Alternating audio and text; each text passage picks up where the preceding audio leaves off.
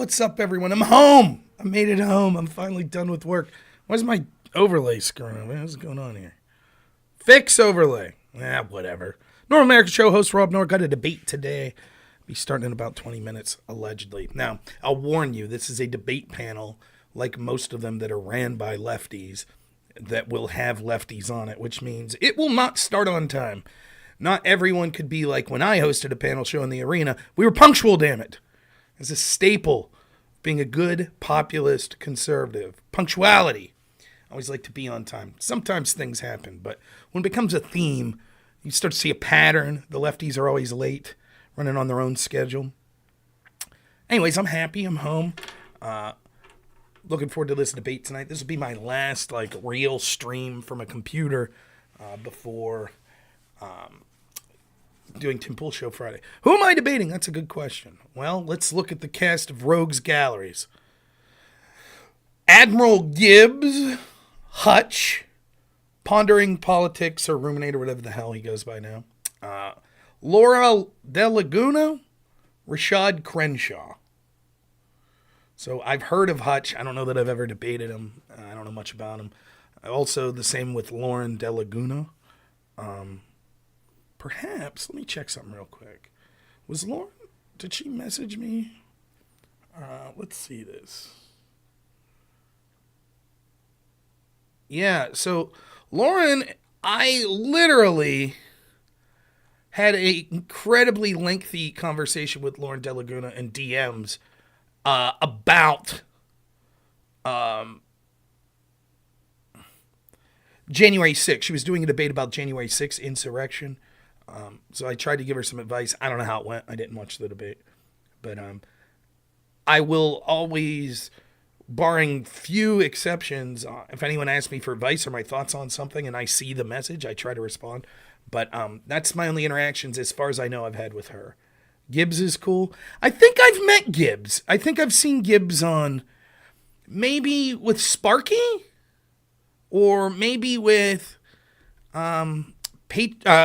Preacher. Maybe Gibbs was on Preacher's show once I saw.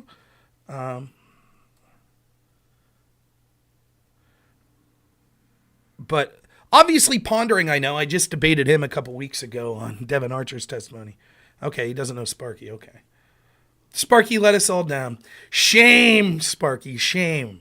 No, it'd be, I kind of find the topic to be a little, blasé. I don't know. Is Trump good for the GOP? Who gives a shit? Is Trump good for the country? There's a question. And it'll probably devolve into semantics. I gave my wife a prediction of how this will go. I believe you had the top in my head. I've gamed this out. I don't know if any of the people I'm debating are listening. Okay. I think it'll become a COVID discussion. How about that? Right, that's basically how I feel, Sparky. I don't give a shit.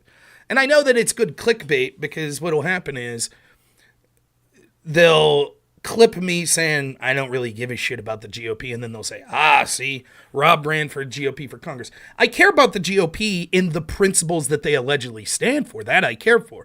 I care about, even though I'm definitely a populist first and foremost, and I'm more libertarian leaning than conservative leaning. But still, the ideas of fiscal responsibility, caring first and foremost about the nation state, small government, those are issues that I believe. And that's what the Republican Party allegedly is supposed to stand for. That I support. I just don't think that's what the Republican Party has been for years and years and years. So, my guess is the way this will work is I will give my thoughts on, okay, is he technically good for the GOP? Yeah. Probably not. They'll lose more because anytime you're a potential outsider going against a behemoth that is establishment uniparty, they're going to intentionally sabotage you. So there is a bifurcation in the Republican Party, which leads to it being separated. Similarly, if it wasn't fake and they actually allowed progressives or alleged progressives like Bernie Sanders to have a foothold in the party, that would have been bad for the Democrats winning elections as well. Not just because his ideas were shit, but also because the Democratic Party would have self-sabotaged. Lauren was, De Laguna was on the Crucible. Okay. Thanks, Randy, for the super chat. I appreciate it. But I'll say, ultimately, I think the country was better off under Trump than Democrat leadership. And they'll say, no, it was a disaster when he left office. And I'll say, well, COVID, and he certainly had some bad decisions under COVID, but even with that, he did better than Biden. And they'll say no. And I'll say, really? Tell me what you think Trump did wrong with COVID. That's how I think that it'll go. Oh, her and Andrew have beef. Look, I like Andrew, but I'm not surprised. I feel like 50% of streamers out there are feuding with Andrew at any given time. So, I don't know. My policy is I always try to judge people by the interactions I've had with them. Leak DMs. Well, that's a big pet peeve of mine. I hate when people leak DMs. Again, I have nothing to be worried about, I don't think. The only DMs that potentially could be leaked that maybe would look harmful to me would be like my real life friends. But the only reason that would be harmful is because we make fun of other friends. So I'm sure my friends are in a group without me where they're like, that fat fuck Rob, you know? And then we got a friend, Nathan, and we're always like, oh, big man Nathan, big bartender man now, big time in us. That'd be it. It wouldn't get me in trouble like as far as nothing in there being said, maybe some foul language. Nothing in there being said would, I don't think anyone that enjoys my content would be like, oh boy, I don't like that. But some of my close friends would be like, hey, what's up with that? You talking smack? But yeah, I don't respect that. I don't respect people leaking direct messages. I think unless it's for very extenuating circumstances, like if someone leaks DMs about you or they accuse you of a horrible crime and you have direct messages that prove that that's not the case. Barring those things, any sort of leaking of DMs I find to be totally unacceptable. Let's see here if they're ready to go. Doing it in Wix Discord. The Flock. What a cool name. And then I like how people, now granted I can't say shit. What's my things? Live on air, away from keyboard, waiting room, general. I think Danabo set up the names of my Discord rooms. But it's just normal America. And we go to Wix and it's The Flock. And instead of live on air, it's The Pit. Wick. I like Wick. I find Wick to be likable. Someone predicted he'll find a reason to kick me off. I don't think so. I don't see me going off the rails necessarily. I'll tell people to eat shit if they deserve it. But I think normally I keep my stuff together. And I don't think Wick... Wick's been on my show. I've moderated a debate between Wick and Andrew, and I thought Wick thought I was very fair about that. So I don't have any reason to believe that he's going to treat me in a poor manner. I'm sure the moderation will be skewed towards the lefties, but I don't give a shit. As long as I get to say my piece, that's fine by me. Wick could jump in and debate with them. It won't help them. It doesn't bother me. Yeah, I think Wick seems like a decent guy. He seems like a guy with shitty political takes, but he seems like a decent dude. Like, Wick seems like the type of dude that if your car broke down the side of the road, he'd pull over and be like, hey, I have no capabilities to help you fix a car, but I can leave you use my phone or give you a ride, which I'm basically the same way, so I can't really pick on him for that. Many of the lefty streamers are just dog shit that would wish ill on you. I don't get that vibe from Wick. He's homeless. I hope not. He sleeps on someone's couch. Well, I hope not. I don't wish that for anyone, even the people I dislike, and I don't dislike Wick. So, I think it'll be fine. Pondering that's going to be on here. Pisco's little toady. He's not the greatest debater or anything, but he's fair to talk to. Unless, what's up, Mythos? Unless I really butt heads with one of the other panelists, I don't see it being a problem. I think it'll be fine. I'm looking forward to it. I'm not the biggest fan of panels, but I haven't done one in a while, so I'm itching a little. And I really, really want to get back to doing debates regularly. Like, that's what I like doing. I wish that's what my appearance on Tim Pool's show was going to be Friday. I wish it was on there to debate someone. So this is good. Kind of wet my whistle a little with a little bit of a debate, even if it's not a topic that I find incredibly exciting. But one of the things that I think I do well is take things in a direction that's not just that I want to talk about, but I think there's part of me that understands what makes good content in a debate, not in a general. I fucking suck at making content, but in a debate.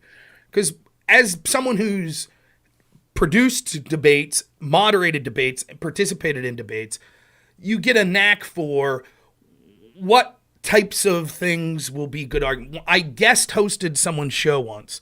I forget who it was. And they set up the panel, and I was just guest moderating, and all 4 of the panelists agreed.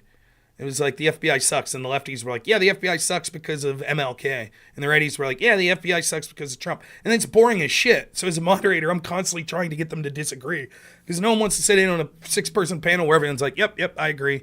You know, it just... Am I doing URL, or what's the format? In real life? IRL, you mean? Yeah, I'll be there in real life. So it'll be about a 4-hour drive. I'm going to leave tomorrow evening. And then I got a hotel for the evening, which they generously provided. And then I'm supposed to be, I believe the show starts at 10 a.m., but I'm supposed to be Friday there at 9:15, which I'll be there. I wake up early enough. I'll be all right. So they did offer to fly me in. But the problem is, because of my location, the nearest airport that could fly me out is about 2 hours away. So by the time I drove 2 hours to the airport, then took the flight, which would be, a half hour or something, but boarding and all that, probably looking at an hour and a half. Then you'd have to drive from the airport to the hotel. I would have actually spent more time flying than if I just drive. Then I would have had to have a rental car and all that good stuff. So yeah, they generously, no, I'm doing the Culture War podcast, the 10 a.m. show. Yeah, I would have saved money on gas, but whatever. Here's the problem I'm running into. I need something to listen to while I'm driving 4 hours there and 4 hours back. So I was trying to find like some good podcast or something that I could listen to in the car on the drive. I'll get bored. So anyways, let's jump in. I don't want to be late. So you're going to lose me as far as my camera goes here for a second. And then let me set that up over here on Discord. And then we'll jump in. Microphone. Sometimes before I do the debates, I like to listen to music. One of the songs I really enjoy listening to is the opening theme to the movie Conan. I love it. I'm a big fan. Anvil of Crom's the name of the song. So it's just boom, boom, boom, boom, boom, boom, boom. All right. Let's see here. I guess I gotta put my headset on too. Oh, goodness gracious. Okay, hello. Hey, what's up? Is this thing on? All right. You are very quiet, Rob. Give me a second. Oh, okay. I don't understand. Webcam. Once Hutch gets here, I'll test his audio too. Okay. But he's I'm still guess quiet. for now. I can turn things up. No, you're good now. Okay. You're good now. Okay, so I'm looking at the settings. Have We've you been, Wick? It's So annoying. Sorry, not you guys. Let me mute myself. it's fine. Been pretty good.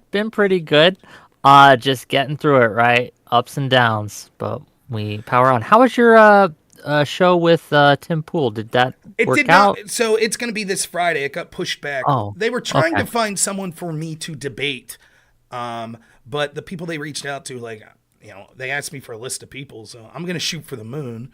I was like, I want to debate Schenk or his son. Yeah. No, but I gave him like a list of 20 people, and some of them have been like Destiny was unavailable, I think, and so anyways, they're bringing on a dude that's from. Sorry.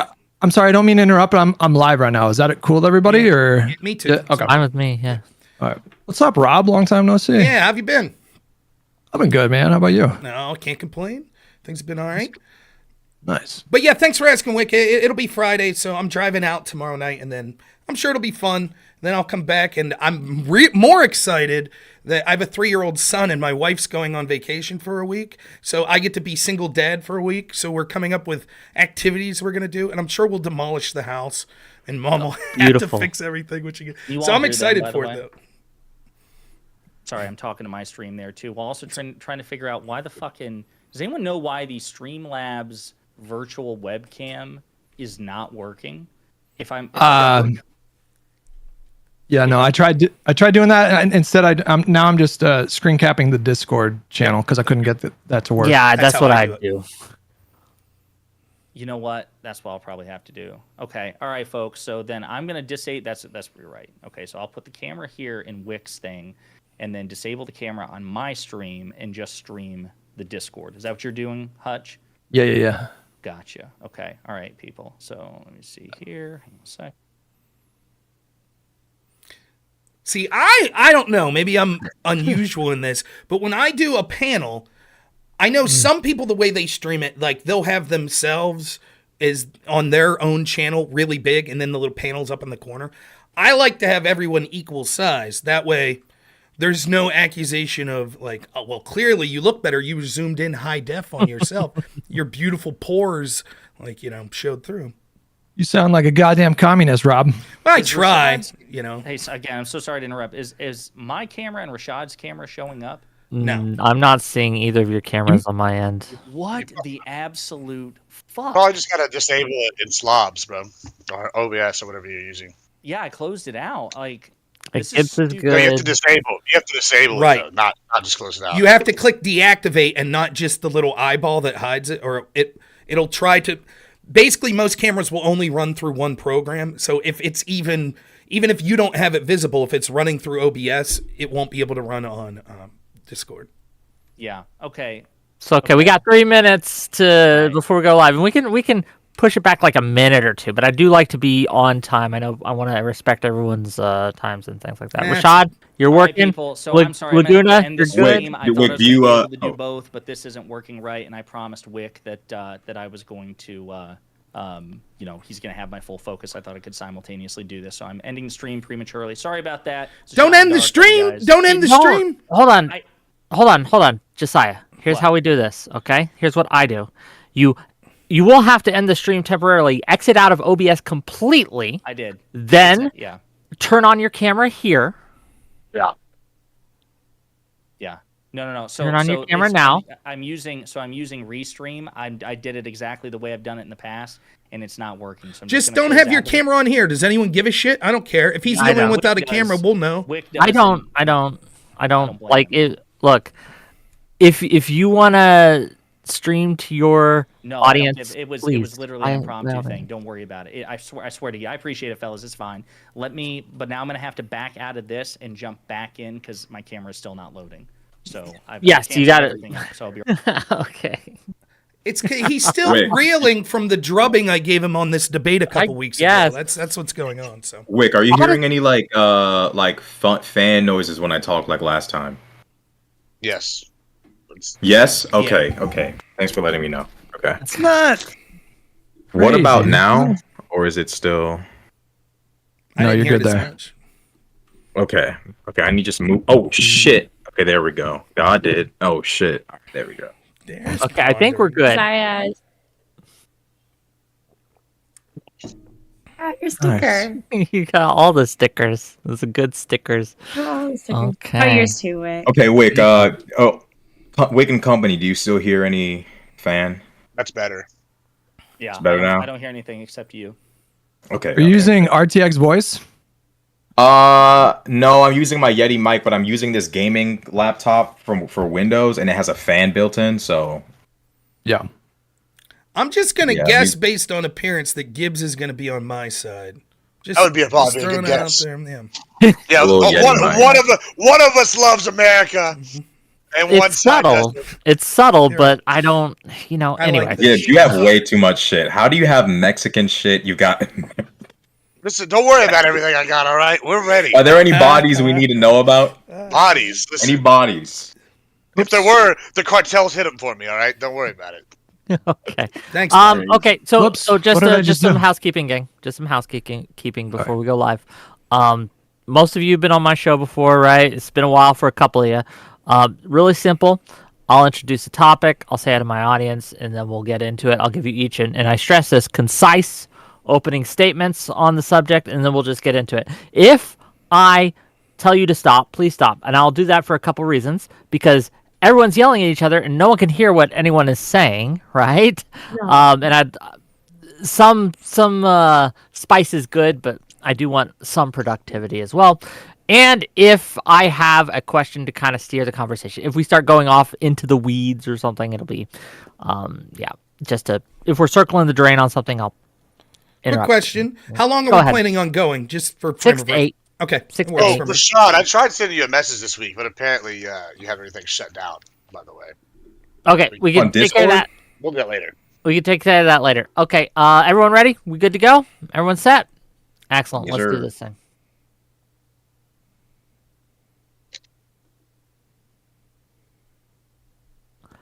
Okay. Welcome, one and all, to yet another episode of WIC TV, a cross-ideological space where we come together to talk about issues both political and cultural, from the silly to the serious.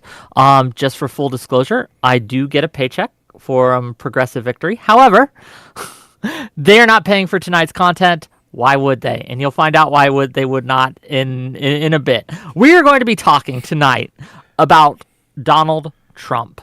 Ever since he came down the escalator way back in 2014, 2015, he has fundamentally, reshaped the discourse. He has had a large effect on the Republican Party. And the question is, has that been a positive or a negative force, right? Are the Republicans of today better than they were before Donald Trump, or are they worse? We're going to talk about that. We're going to get into it. I've assembled a team. Thank you for being here. Thank you to my guests. Thank you to my audience. Let's get this party started. And we're going to start with Admiral Gibbs. Go ahead, please. Yeah, it's absolutely clear to me that Donald Trump has been a boon for the Republican Party. I wasn't on board with Donald Trump originally. I wasn't my favorite guy, wasn't my original candidate, but it is clear to me that he is an absolute boon for the Republican Party. He's been fantastic, wonderful, great, the greatest, some might say, if you know.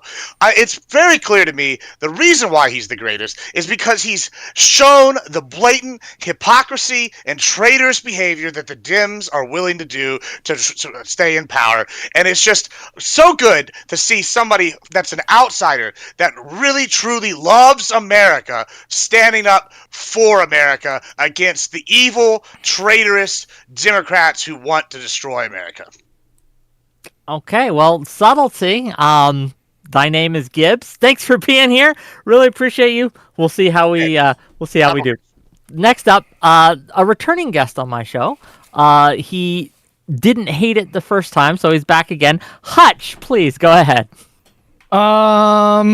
I don't know what else to say in the intro besides, the question that I want to ask my conservative counterparts is, a couple questions really. Is number one, how are you defining success? And number two, when you look at the state of the Republican Party, do you feel like it is now in better shape or worse shape than it was in 2016? To me, the answer I'm a little biased, but to me, when I look from the outside looking in, the answer is quite clear. But those are the two questions that I want to ask my counterparts. And yeah, thanks for having me on. Oh, thanks for being here, and we will get to it in the open. Thanks for.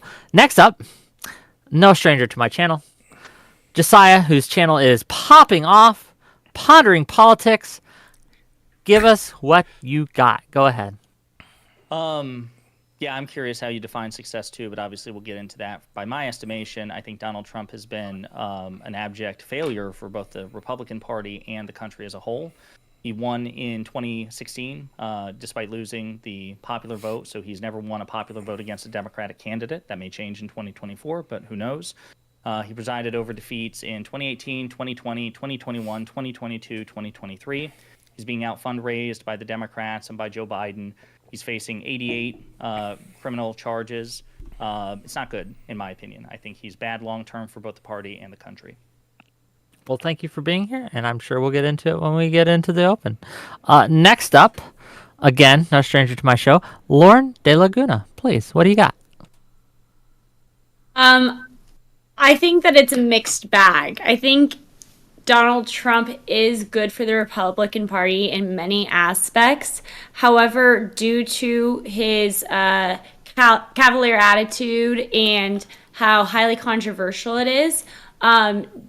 He had a target painted on his back. So a lot of the things that are brought up as negatives about him by Democrats or by people who are neutral in the Conservative Party are things such as the 88 criminal charges. But how did he gain those 88 criminal charges?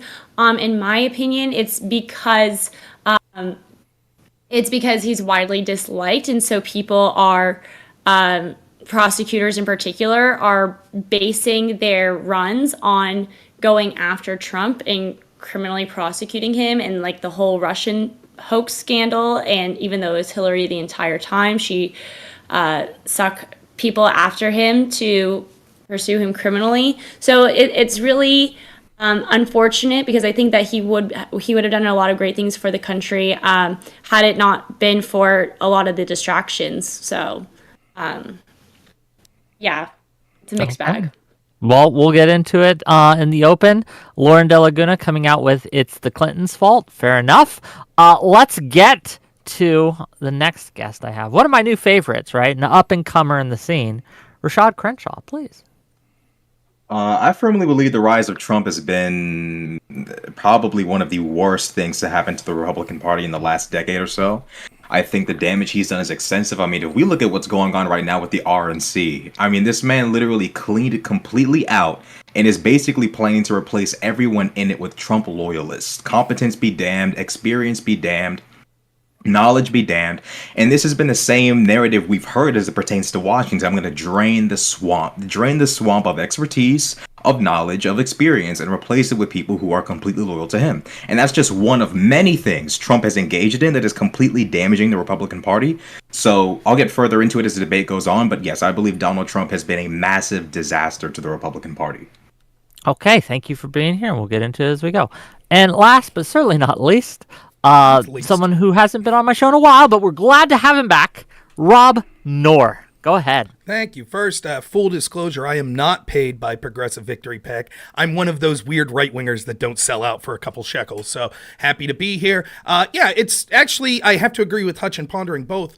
How do you define success? Are we talking about success for Republican parties getting victory? Or are we talking about success for the good of the country? Or are we talking about success in driving the Republican Party to a place that'll be better in the next generation? So there's certainly things I dislike about Donald Trump. I make criticisms of him all the time.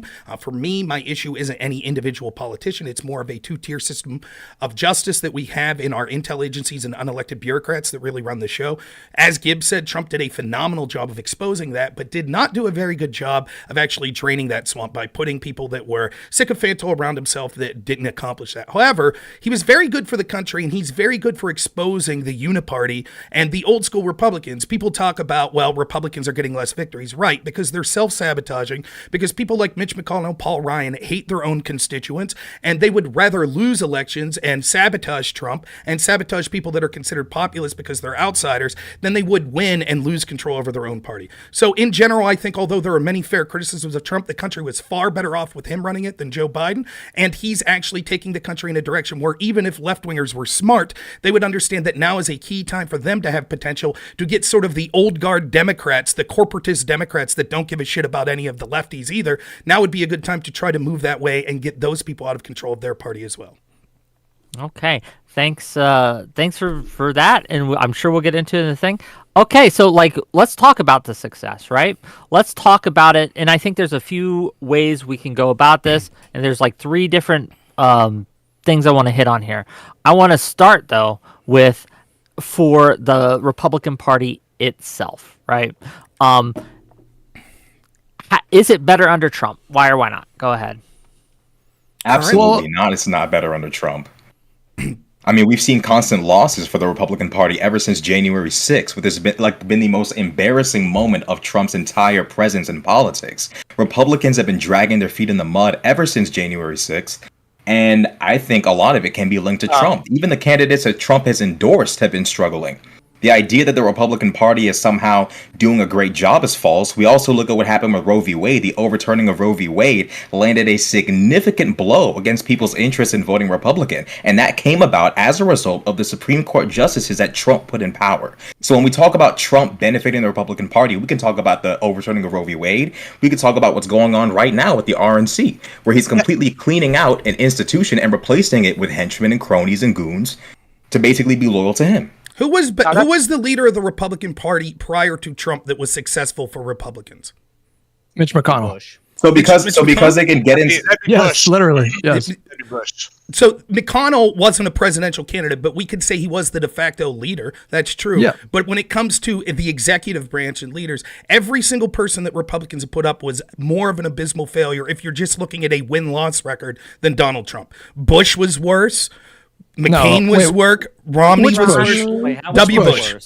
Because Trump has never won. I'm a big fan. Trump has never even Hold won on. a popular Can you let vote. Rob clarify? Yeah, one at a time. Rob, what do you mean by worse? Go ahead. When Bush left office in 2008, the Republican Party was in shambles. His handling of the Iraq War and the 2008 financial crisis showed to the people of this country that he was not representative of the constituents of the GOP and made him massively unlikable and the GOP in the eyes of independents and moderates. I feel like you can make the same argument about Trump, but worse. At the very least, George W. Bush won re-election. He had the best midterm performance of any first-term president in like 150 years. Republicans swamped in President Obama's first midterms, if I remember correctly. Because Obama sucked. But that's generally what happened. And we were in a That's massive financial crisis. Right. What he inherited. Yeah, but the result, I don't think it's congruent with what you said because, as Hutch points out, so Bush won election, he won re-election. His Republican Party performed particularly well, especially with the patriotic aftermath, or like the surge of patriotism. That's right. After 9/11, even after Bush left office, you say the party was in shambles, but they won midterm elections during Obama's presidency, which is pretty good, right? For them to- Crushed. even if you, So But you could say the same of, granted, they didn't win the Senate, but they won the House midterms here in 2020. The point I'm trying to make, I'll be brief here. The point I'm trying to make here is usually what you see is when you had a sort of unique situation like the attacks on 9/11, there was a wave of patriotism. George Bush wasn't a good president, but that wave rode him to victory in 2004. Then when it became evident that things weren't as they seemed, it started to go downhill. You do see that when presidents are unpopular on either party, they tend to have their party lose the midterms. But I don't think that's exclusively because of Donald Trump or because George Bush was somehow better. The point I'm trying to make is the Republicans weren't doing stellar before Trump, and that's just a question of wins losses. If you get to actually representing the beliefs of their constituents, the Republicans are abysmal because they, for years, under the leadership of Boehner, Mitch McConnell, Paul Ryan, do not give a shit about the whims of their constituents. Yeah, It's so just funny I 'cause- won't dispute the fact that George W. Bush was a terrible Yeah, that was president. just I think we quickly all my agree. point. No, he was a fantastic president, but Just Well, gonna say, let's just clarify what's good for the Republican Party, because it's funny that you listed one of the negatives of Trump winning was Roe v. Wade was overturned because that made it harder to win elections. But it's just what Republicans care about is having our agendas met, and that is something that many conservatives care about, is saving the lives of children, innocent babies, because we're good people, unlike liberals. And so we are at least getting our agendas met under Trump in a way that we weren't getting our agendas met What do you under need other to conservatives. accomplish your agenda, Lauren? What do you need to accomplish your agenda? I mean, he was very successful. Oh, hold on, he was very successful. You do need to question win. real quick, if you don't mind. So What do you have to do? you do need a win. So I understand that's what you're right. saying, but that So was he the lost in point 2018, he lost in 2020, he lost in 2021, he lost in 2022, he lost in 2023. You're the dog that caught the car with Roe v. Wade. You've lost on. abortion referendums in Hold on. Kansas and Kentucky. It's been one L after another. The That's fake Republican news. alphabet is 26 L's. That's fake news. Let me tell you why. One, first of all, let me take off these shades so I can see clearly through all these lies that you're telling. Put your First of fucking all, Mando helmet on. Yeah, first That of all- goddamn helmet. Let him go.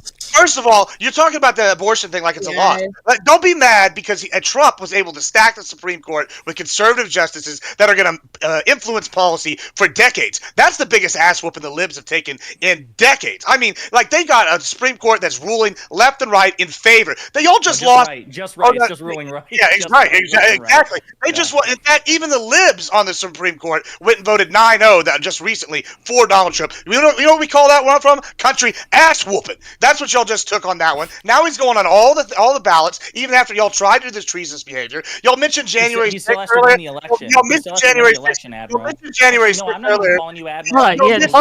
Hold on. You gotta let Gibbs finish. Finish your thought. Go ahead. Yeah, y'all mentioned January 6th earlier. Well, you know what? He was also able to stop this BLM insurrection that popped up, which is what that was. That was an actual insurrection where there Donald was Trump stopped it? Yeah, we stopped How? it. He stopped it. We had troops move, all sorts of stuff. We stopped crime. It was good things. You know, and then it showed crime skyrocketed when it has skyrocketed because of liberal policies. And then it plummeted in addition to under that, Biden. It skyrocketed.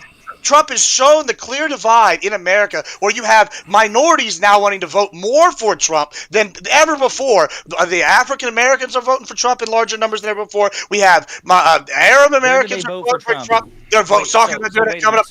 Recent polling. Vote for Trump over any other conservative. Yeah, they're all saying he's better than any minority.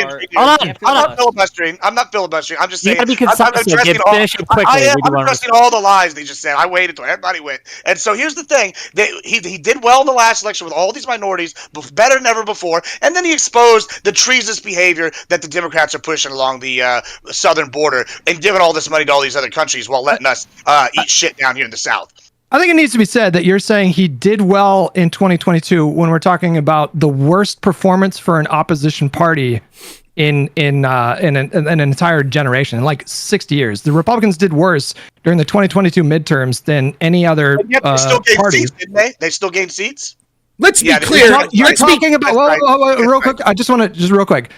Like when Obama faced his first set of midterms, we were still coming out of this massive economic crash that endangered like the global economy, and that in concert with passing the ACA cost him politically, and he lost what was it, like 50 seats or something like that? Yeah. You had the Republican Party in 2022 that were up against the Democrats, who were presiding over a massive period of inflation, the largest inflation that we've seen since the 80s, in conventional political conventional, and he had low approval ratings. Yeah. Conventional political wisdom would tell you that the Republicans should have fucking slaughtered. If I could jump in real quick, and they got like a 7-seat majority. If I could jump in, a good.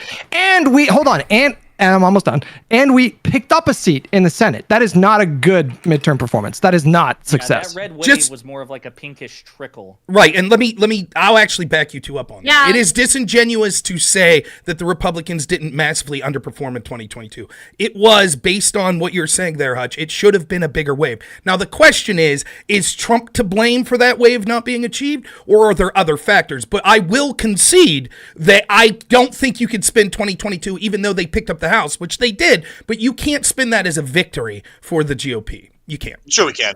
You can, but I'm not going to because I'm interested in. Rob's like, I'm dipping, but and to be fair to Rob too, in all seriousness, and after pondering, after Josiah, we're gonna go to Lauren, and then we'll. Yeah, and by the way, guys, just call me Josiah. So, and also to throw a bone to Rob in good faith. When he says, like, how much of this can you attribute to Trump? I'm not going to say that the totality of a president's or, a presidential candidate's success or failures are entirely attributable to them. So I think that's fair.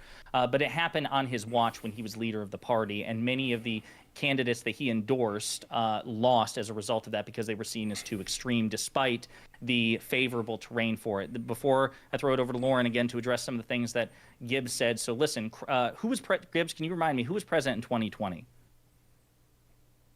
It was Donald Trump. So the reason I ask that is because I very often run into Republicans who don't understand how time works, and so when you say Biden, that crime, listen, he's a sprightly 81-year-old man, okay, well-meaning with memory issues.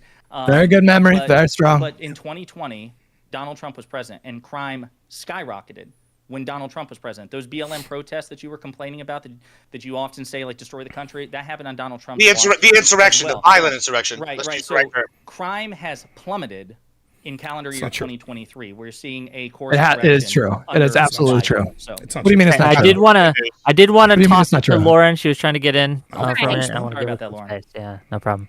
Yeah, I think that it's hard for me to spin the midterm elections as a win for conservatives. I look at Carrie Lake, for instance. Everyone thought she was going to win. You look at just everyone in Arizona lost. Everyone who we anticipated. But then again, I think there's other factors that aren't YouTube friendly, that are more Rumble friendly to say, that are not Donald Trump related, other than people hating Donald Trump so much that they're willing to do things in order to have elections not go his way, if you get what I'm saying. I just do not. Oh my God. It's hard to prime example of what I'm talking about. Exactly. Thank you That's for a touching prime it. example of what I'm talking about. but you This gotta man be has careful. poisoned the That being democracy said- of this nation. This man has poisoned the minds of his followers. It's crazy.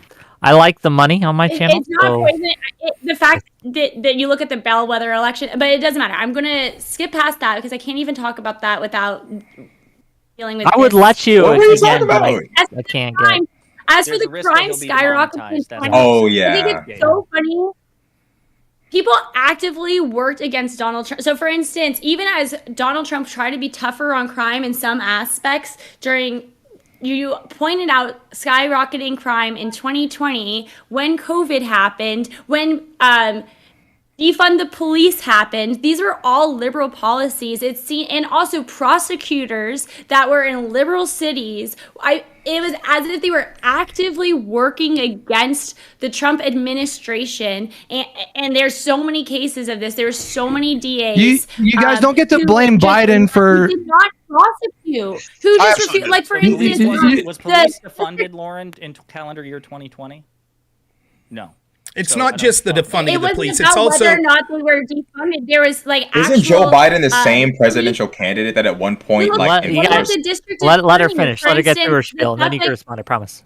The Suffolk County District Attorney had a list of 10 crimes that Rachel Rollins, she legitimately just refused to prosecute. And there were and then there was Bodine in San Francisco, and then there was the Garcon in LA. There were prosecutors all over America who are actively just promoting the increase of crime, and then you're just going to spin that and turn it around on Trump. Now, there was things that Trump did that I think that somewhat encouraged crime. Like, for instance, I think, what was it, First Step Act or something, where he released a lot of prisoners on the basis that they wouldn't recommit if they took a first step in fixing whatever it was that their issue was, and they were like so there was some soft on crime in some policies, but in many other areas he was exceedingly tough on crime. For instance, the border, wanting to build a wall. And what do we have? We have so many people coming into this country committing crimes and crimes against each other, which a lot of them are then not even reporting. And then also the Biden administration, do you think they're reporting crimes against each other, like crimes? They are housing illegal aliens. Do you think those illegal aliens are so able to I'm bringing report? this back to actually what We're we're gonna- talking There's about. just So so number many one, I didn't issues. blame Trump for the rising crime. I was correcting Gibbs about a fact that on Donald Trump, under his watch, under his administration, crime skyrocketed. Now, you can say that there's no causal relationship. Not There true. to make It that is statement, true. That's not true. but it is a fact It's that it unequivocally not true. skyrocketed in 2020. That's not true. Let me ask you It's this: was unequivocally not true. so for example, if we look at violent crime in 2018, we had 1,390,000 and change. 2009, 1,333,000, and then when we get to 2016, when Trump came into office that year, we had 1,259,000. Trump's first year, we had a precipitous drop to 1,230,000. The next year, another precipitous drop, 1,221,000. The next year, an even more substantial drop to 1.19 million. Then we do have an uptick in 2020 to 1.269. The following 2 Because years, the it's- first 2 year under Biden, there's a slight drop to 1.25 and then a drop to 1.23. Both of those numbers are higher than Trump's first two years in term. What happened in 2020 that made it different? Well, even though police may not have technically being defunded, we had multiple things that were going on. We had COVID. And insurrection. Then, please, let me finish. We had COVID. Then we had actually left-wing people that were saying over and over that police should be defunded, which was causing the dissuasion of police forces actually trying to interrupt crime because they were on constant fear that they would become the next person that would be, broadcast on national TV and lose their life. The Democrats ran on defunding the police and the police are evil, which predictably... No, they did not. Please, Absolutely. let me finish. No, Then they did not. Notice how I'm quiet. quiet when everyone else is talking, which led to them then having predictable results in these cities where violent crime spiked because they told their police not to interact with those people. And then the left-wingers that were rioting and committing all this violent crime magically stopped once Biden got into office. All of a sudden then it wasn't mostly peaceful riots and things like that. In places like Seattle, where they went to the governor's mansion, they actually sent the feds in to stop them. We're being told that and by the way, I'm with you, Lauren, I don't trust the damn statistics anyways. We're being told simultaneously by the state of New York, Mayor Adams is saying violent crime's going down, everything's good, and yet they're deploying the National Guard to subways for people that are violating turnstiles, and the very people that told us it would be an act of fascism for Donald Trump to deploy the National Guard to start violent left-wing rioters that were using firebombs to try to kill people and break into the White House, which I'll bet not a fucking one of you spoke up against. You were okay with that insurrection, weren't you? But when Donald Trump and Tom Cotton inspect an op-ed in the New York Times saying we should deploy the National Guard to stop these violent people, all of a sudden the writers at the New York Times said, we're going to quit. You can't do that. They had to remove the op-ed. The entire Democrat narrative was, how dare you in an act of fascism deploy the National Guard? Now Biden makes it a staple to have the National Guard out in front of Washington. Now we have the National Guard, but at the same time you're spinning the message to us, but trust us, violent crime's down. It's absolute bullshit, and anyone who lives in one of these cities can tell you. Anybody can pull up FBI crime statistics. Anybody can just Google it right now. I just did. Further away from the He just literally FBI did that. statistics are known for being I'll bullshit. get it back. I will get it back. The point is they don't trust the statistics, but it doesn't matter because in that we gave you study, the Rob statistic. admitted Now you don't trust it. crime did have an uptick in 2020, which is the only thing I disputed. I don't know why we spent so much No, time on you that. all said that there was an uptick under Trump, implying that over his term there was an uptick, but there was far less on average year, far less violent crime during Trump than there'll probably end up being under Biden, and certainly under Obama, Bush, and going back. Crime spiked under Trump was because Trump was president in 2020, which is contrary to what Gibbs's claim was. So now we spent 15 minutes on a single minor, completely controversial point, which is that in 2020. Crime spiked under Trump. That's it. That's the only thing I said. It should have been like, Will you concede this? Will you concede this real quick? It looks like the average of the 4 years under Trump, so far the statistics we have, it looks close, or that Biden's average crimes will be slightly higher than those of Trump. Will you concede that? I'm sure overall. Thank you. They are Back to the topic, though. Back to the topic. Why has it been good for Republicans? Ask any Republican or any Democrat. If you go out and just ask the average Joe how their groceries are looking, how their gas prices are looking, and people go, "Oh, Biden economics. Oh, we got so many more jobs." Well, sure, you got more jobs after y'all shut down the whole country, took everybody's jobs, and got more. The economy's doing way worse by every statistic. Like we can go by every statistic. Every stat. Every stat is worse, and then the one stats what that about, are good. You say every stat is worse. What about rate of inflation? Well, hold on. Hold on. It's higher. Give it a minute. What about rate of inflation? What about It's higher than under Trump. Both of you stop. Oh my God, I can't hear a word either one of you are saying. So please, one at a time. Yeah. So. Gibbs, finish, and then we're going to go to Hutch to respond. Sure, I'll Please. be quick here. So it's really simple. The only ones that they keep pointing to is rate of inflation, which is still lower under Trump. And then we want to talk about job gain, which whenever people are working 3 jobs because the Dems shut down thousands of small businesses nationwide, cost people their livelihoods, and then they go, "Oh, wow, now you work 3 jobs working for DoorDash, Amazon, and another company just to make ends meet." It's pretty clear to the average person the economy's in the dog shit right now. All the prices of goods are way higher now than they were before, and it's just simple. People are tired of paying so much, so it's been a boon for the Republican Party because you can compare results. Except it hasn't been a boon for the Republican Party because they've still lost elections. They've still lost elections in 2023, in 2022, in 2021. Even when Biden has been president, Republicans have not had meaningful gains. So this idea that it's a boon for the Republican Party, it may be in 2024. You may be correct because that election hasn't happened yet. But in terms of what elections have happened, you've been wrong. I think it's funny because when we're talking about... Go ahead. I'll step back. I'll let you go, Hutch. Fair enough. Well, I just want to say, are we all seriously trying to make the case that presidents are responsible for things like crime? Do we really believe that? Or in the case of Gibbs, inflation. Somehow Biden is responsible for the inflation. It's funny you say that because when we talk about inflation, one of the biggest factors in inflation is the war in Ukraine, which your boy Trump has been really soft on. You want to talk about the cost of groceries and fuel? That war has impacted the prices of both of those things, and Trump has been playing softball for quite some time. In fact, Orban just left Trump's crib about a few days ago. He said, Trump will not be sending a single dollar to Ukraine. Good. So as Putin is causing more economic strife globally and in Europe, thanks to his war in Ukraine, your boy Trump, according to Orban, is saying, I'm not going to give these people another dime.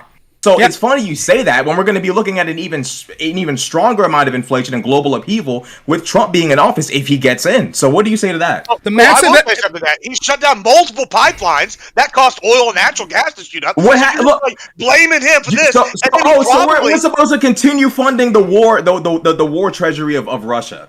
We're supposed to continue to just put money in their pocket. The pipelines on the United States. The pipelines in Europe. That doesn't make any sense, bro. You're talking about the pipelines here. I thought you were talking about Nord Stream pipeline. Oh, the one that the CIA allegedly blew up? I mean, like... Look, we can see here... Hold on, I want to pass the ball to Rob. Hold on.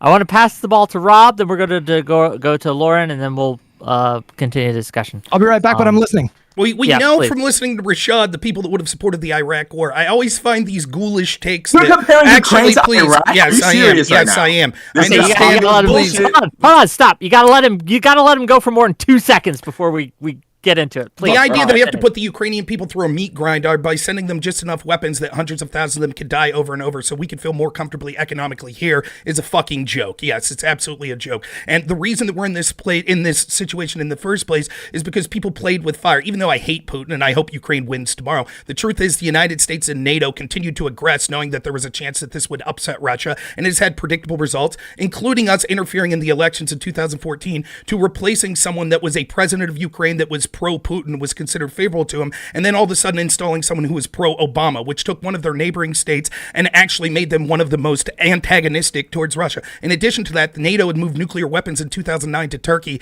roughly about 200 miles off the border of Russia. We also found out from a New York Times article that since 2014, we've actually had the CIA operating at least 20 bases in Ukraine, militaristically training them. So all of these things, even though I don't feel that Putin was justified, is an example of the very institutions that were out to get Trump escalating the tensions in these situations, and then you blame Trump and say, well, it's Trump's fault because he doesn't want to fuel these terrible policies. In addition, there's a couple other things to say. I'm sorry I'm speaking rapidly, but there's a lot of people talking a lot of points. I find it hilarious when all of a sudden people want to pick and choose what they blame presidents for. For example, we heard the fact that crime was brought up, I believe, unless I'm wrong, was brought up by Pondering First, that talked about crime rates being down, implying that when we're having a conversation about presidents, somehow providing the implications that somehow meant that Biden or Trump were responsible for those rates. The reason that Trump probably lost the election, in addition to all of the institutions colluding against him, including engaging in a coup using the FBI to wage war against him and spying on him. But the reason Trump lost the election was COVID, because people like you, I guarantee, blamed Trump for COVID, when we could see when the Democrats came in, they didn't have any better plan. In fact, all they did was rely on the very vaccines that they said not to trust when Trump was trying to push the vaccines. More people died under the same time frame, despite the fact that the tool they used to fight COVID was already created under Donald Trump. But because Trump got blamed for COVID, that's largely what cost him the election. I will guarantee if I was on a panel with all of you in 2020, you wouldn't have been saying, how dare people blame Trump for COVID? It's an act of God. Clearly, it's not his fault. So look at all the other things around him. Because if we look at the economic data, the foreign policy data, and all of these other things, even people that didn't like Trump's personality, which there's a lot to dislike about him, actually incredibly enjoyed the country the way it was under Trump. Compare that to how we are under Biden, on the cusp of World War III, a border that's collapsing, fentanyl deaths through the roof, corruption out the wazoo, and the inflation going to the point where average people can't afford their rent or buy groceries anymore. And it's clear to see that the reason that all these losses are occurring is because Trump is seen as someone who's anti-institutional, and all of these institutions have colluded to make sure that we go back to the same uniparty. Okay. I mean, it's We can interesting. let people respond to that. We're gonna hold on. We're gonna pass no, it to Pondering, then we're gonna pass it to Yeah. Rashad, and then we're gonna go to So real quick, go ahead. number one, I also want to say that I too work with Progressive Victory. It shouldn't be a spoiler because I talk about it on my channel, but just in case those of you don't know, I work with Progressive Victory. Canvas with them, had a great time. Number one. Number two, I wasn't the one, from what I remember, who mentioned crime rate. It was in response to Gibbs saying that under Trump, crime dropped. Maybe I was it's true. actually saying, Right. So I was responding to that. Which Number was three, true, except for in terms 2020. of blaming Trump for COVID, I don't blame him for COVID, but I do take issue with his response to COVID because he was the chief executive, and I think he had an obligation to rally the country together, to use the bully pulpit, to unite Republican governors and politicians to take the virus seriously. And I do think that his How would that have helped consistency- anything? What's I that think look like? Okay, so how about, so you know how you were talking and I didn't interrupt you, so show me the same courtesy, please, especially since we're buddies. So the other thing is the God damn it, Rob! God damn it! This is what. Shut the fuck up. What was I saying? You can get. You to said that. you were saying he could have used the bully pulpit to bring Republican governors together. Right. So when facing a crisis like COVID, what Trump should have done was what George W. Bush did in the aftermath of 9/11, what FDR did during the Second World War, is try to use it as a unifying thing to unite the country. Democrats were willing to work with him with respect to COVID management. They helped pass his 2 COVID stimulus bills, even though it was an election year and he was going to get the credit for it. So clearly there was a spirit of bipartisanship from the Democrats. Trump didn't do that in terms of Biden's COVID response. He did have a plan because Trump's plan was to give it to the states. Biden actually created a federal program for vaccination rollout. The rates of vaccinations increased under his watch meaningfully from Trump's. He put a vaccination and testing site within 5 miles of 90% of the American people. And in terms of people dying at higher rates, that's because under Trump, the virus spread, number one, and the people who were disproportionately being infected and dying were Trump supporters in red states and red counties. So that's on Trump. That's not on Biden. And as far as specifically unvaccinated wait people. a minute. And as far as, did I lose something? Did my camera freeze? No, you're good. No, you're good. Oh, No, you're fine. Go, please. One of the monitors kicked off. I'm sorry. And then the last thing I'll Some say brain is that cells. in terms of what we blame or credit a president for, I agree that you can't pick and choose. You can't blame Biden for everything or Trump for everything. That's why I say we can't be too reductive. The president's the most powerful and influential person on earth, but I think it wouldn't be fair to blame Trump single-handedly for crime or Biden for inflation or anything like that. So I do agree there, but we're probably going to be using the stuff interchangeably just to be reductive to move the conversation. Can I ask a agree quick with question, just Sure. while you're still thinking on this? Prior to COVID, so Trump's country, regardless of how much praise or blame you're giving to Trump, 2019 United States, is that better than 2024 United States? In what way? In like most ways overall, economically, border security, foreign policy, wars around the world, fentanyl overdoses, take your pick. Overarchingly, was the country in a better place in 2019 prior to COVID under Donald Trump than it is in Blaming- 2024 under Joe Biden? I would say in certain ways, sure. I would say that there Overall, were though? border contacts. I don't. I'd have to like aggregate them and consider it, because also one of the differences too is again, since we're talking credit and blame, I'm not saying that you're doing this, Rob, but okay, let me ask you this. You talk about how we shouldn't blame or credit presidents, you shouldn't pick and choose. Did time begin when Donald Trump was inaugurated in January 2017? No, and I don't think you heard me say No. I know about pick well, and hang on. choosing. Well, I know you said we Okay, shouldn't let's pick get and to I this. said wanna that's get what more you're people doing. in, so just I let's want to make just, sure that you're not doing that. So when you talk about the good things that happened under Trump, he didn't create all of that single-handedly, right? So he inherited things from Obama, good and bad, I'm assuming you would say, like the economy. You wouldn't give him full credit for the economy, even if you thought the economy was great on his watch, right? If I could respond, if you give me 30 seconds to respond. So 30 here's- seconds, but then just real quick, we do need to get other people that's in. fine. His response. I won't That's respond fine. to his response. The gotta reason get I other asked you, people in. the Go ahead. reason I asked you the question of if we're not assigning any blame and we're just looking objectively at the year 2019 versus 2024, which year was better? Anyone that's being objective can see things were better in 2019 prior to COVID. Then we could have a discussion about how much each president is responsible. But you're unwilling to even give that admission that things were better under 2019. The point I'm trying to make is you could try to say that presidents are responsible for certain things, but what I'm saying is while Trump was there, things were better. The country was going in a better direction. And so when people want to pick and choose the negatives of Trump, which they did, which cost Trump the election, and then say we shouldn't blame Trump or his party, which you all have been bragging about, they should have had a crushing wave against them, but they didn't, and they're still there and still control the majority of the party or the power, and we see how bad things are going. Who else would we blame if not Democrats? I mean, in addition to that, Republicans are very happy overall with Trump's like foreign policy statements, right? People They sit shouldn't here. Yeah, well, we should be, and I'll tell you why. It's real hard for a Republican to sit here and stomach things like, "Oh, we're going to give $60 billion to Ukraine," whenever, and then nothing to the border. Whenever, like, "Oh, we give a poison pill border bill that, and while we let these people stream in, we're going to give $300 million over to the Haiti, which is a situation that Biden enabled and allowed cannibals to take over the country, and then we're going to sit here and allow things like, we're going to allow Israel Palestine go to all shit. We're going to have the disastrous fiasco in Afghanistan."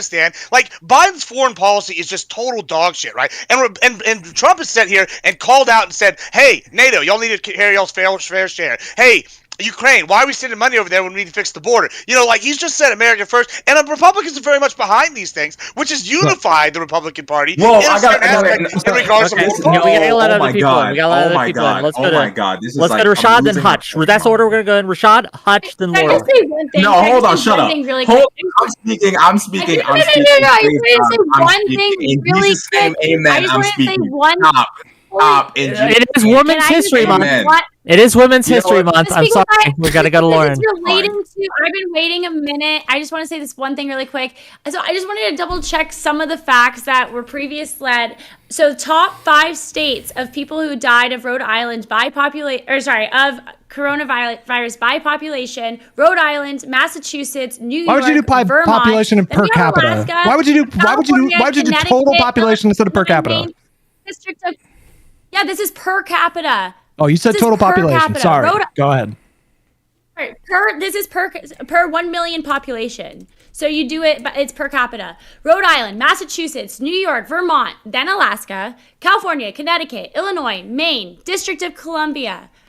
Those were the top 10. This is so you're just So, yeah, like, I'm sure this you is scribbled one a of list the together. What are you? Where are you getting? Hold on. Hold on.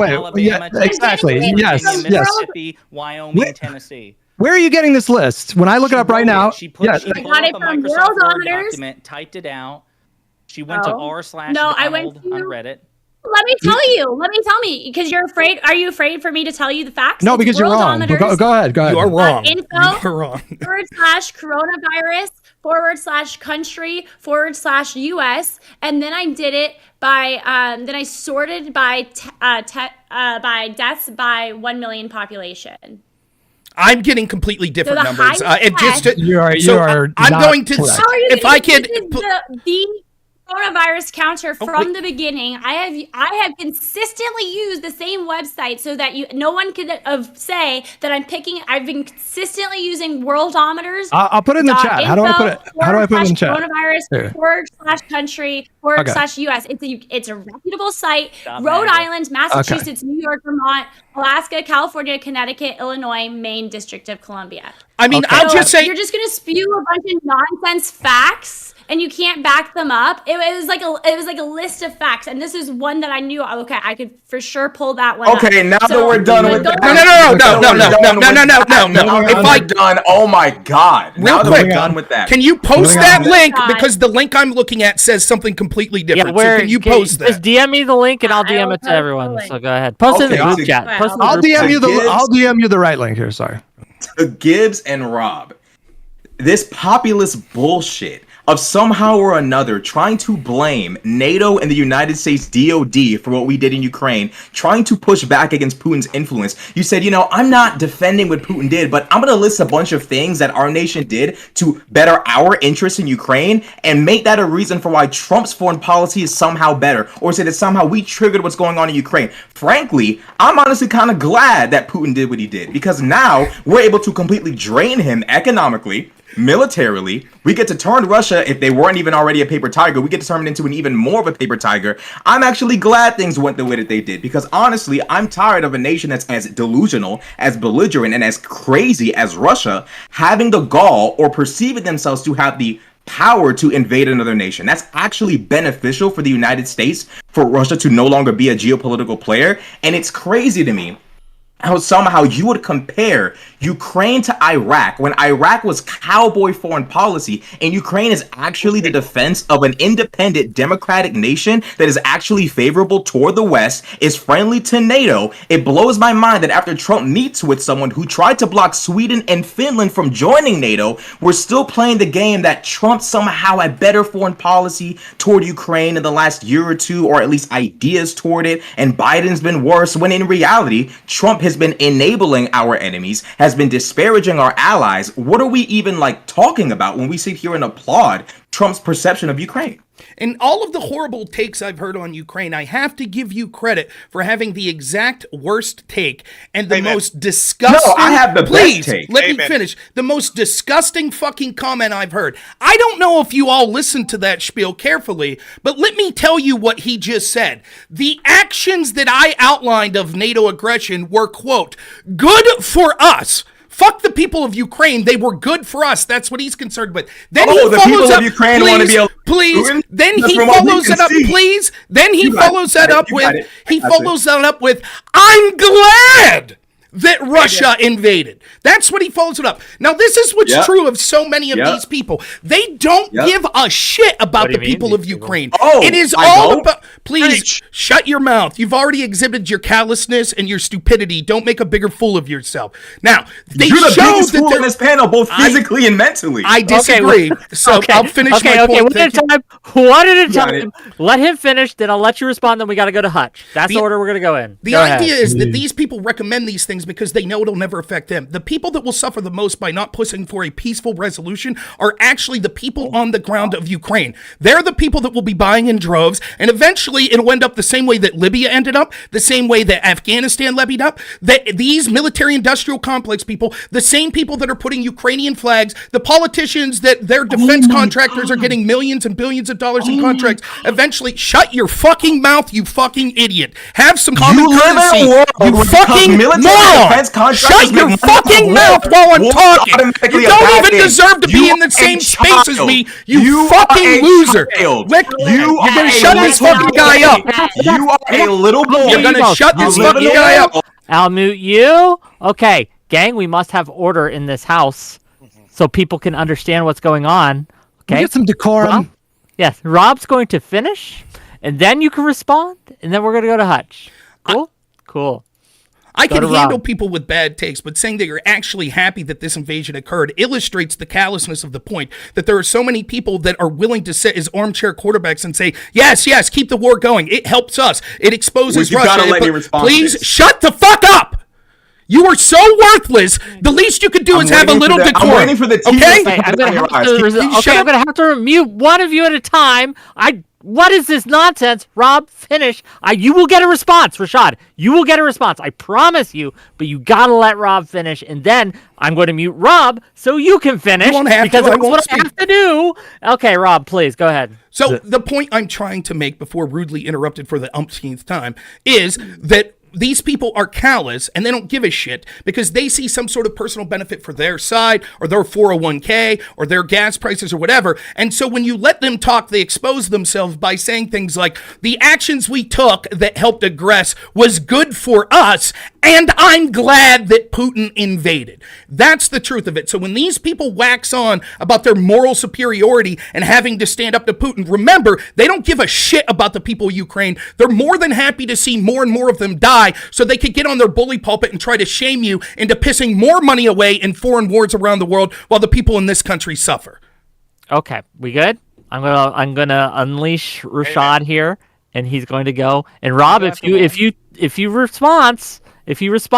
interrupt him, I will mute you. Rashad, finish, and then we're gonna go to Hutch next. Oh my God, that's what we're gonna do. Well, first, yes, we can go. Yes, you can go after Hutch. Go ahead. I would argue, Rob, that people like you are not so different from people like me. And this is the reason why I'll say this. People like you want to kick the war down. You want to kick the can down the road. You seem to think that a peace deal with Putin will stay exactly as it is. We've already seen Russia break the agreement before. They already had an agreement to take Ukraine's nuclear weapons and said, you know what, we will not violate these people's sovereignty after this. They promised, and they broke that promise. After Crimea, they took Crimea. They came back again. The reality is, people like you, for the benefit of your economy, for the benefit of you, for the benefit of not having World War III break out, you're just as happy to kick the can down the road and subject the Ukrainian people to another invasion. The difference is, I have the balls to say, hey, the war happening now and us confronting this now and ending this now is more beneficial for the United States, our allies, and Ukraine than kicking the can down the road and Donald Trump getting in front of a camera and said, I ended the war, I'm amazing. That right there is meaningless. And I would implore you, and I know you're not dumb, I would plead with people like you on your side to look at things from a different perspective. You are kicking the can down the road. Russia has already proven we don't give a fuck about your word, our word. We will continue to expand. Medvedev continuously threatens to blow up the United States and NATO over and over and over again. We have been shown time and time again, Russia has to be stopped, and they have finally put themselves in a position to be stopped. That is what I'm happy about, frankly, and I'm not scared to say that. So, with that being said, you sitting there saying that, defense contractors making all this money, military-industrial complex, over the course of history, defense contractors have always made money off of war. Boeing made money off of war. Lockheed made money off of war in World War II. So many companies we know and love. What about Glock? What about Smith & Wesson? What about Heckler & Koch? These are companies that conservatives love to death. Why wouldn't you demonize those defense contracting companies that make money off of war right now? The point of the matter is populist foreign policy is wrong, and it's going to cause a World War III scenario, and it benefits all of us to stop it now. That's all I have to say. Okay. Hutch, please. I don't want to circle. We could circle back and forth forever on this, but I want to. Okay. Here's what I want to say. Okay. So us three, we got into like a little private Discord and we had a conversation about like, what do we anticipate we're going to be up against? All of this is entirely predictable. I remember saying like, they're not going to want to engage on the actual topic. Do you guys remember the actual topic? The actual topic is Donald Trump good for the Republican Party? Has he been a good force for the Republican Party, or has he hurt the Republican Party? There is no way that on the merits you could make the case that Donald Trump has been good for the party if we're using the metric of like electoral outcomes. He has been an unmitigated disaster for the party. And so what do you do instead? You want to litigate like the Ukraine war? You want to talk about Hillary Clinton? Quite frankly, I'm fucking flabbergasted that you haven't mentioned Hunter Biden by now. I'm utterly shocked. No, that's that hasn't come up. Can we steer the conversation? Let Hutch finish. Can we steer the conversation back to the topic at hand? Has Donald Trump been good for the party? If so, how could you possibly make that case? If Bernie Sanders had won in 2016 and then my party would have gone along this like similar trajectory of like piss poor midterm performances, first midterm president since George H.W. Bush, special election defeat after special election defeat after flipping House legislatures, flipping gubernatorial seats, flipping state Supreme Courts, I would be furious with my party. I would be furious with Bernie Sanders, and I would want him to get the fuck out of the way and let somebody else come in. I don't know how you guys are. Can you make your case on the topic at hand? Well, I want to say that is very disingenuous. That's very disingenuous. With respect, Wick said I could go after that. I promise. I'll go after you then. I'll just be super quick. So the reason I was quiet this whole time is because I was going through Lauren's link trying to figure out how the fuck she came up with that list. And she misread Don't embarrass yourself right now. Don't embarrass. Read what I typed to you in private chat. So if you go back to that list and you sort it, the reason she gets Rhode Island, Massachusetts, New York, Vermont, Alaska is tests per 1 million population, not deaths or cases. That's why even Rob says you had the wrong fucking numbers. So I agree we should not report false facts. But that's why I'm a liberal and you're not, because the facts tend to be on my side and not yours. Now that we've established that, now I'm tossing it back to Hutch and Gibbs.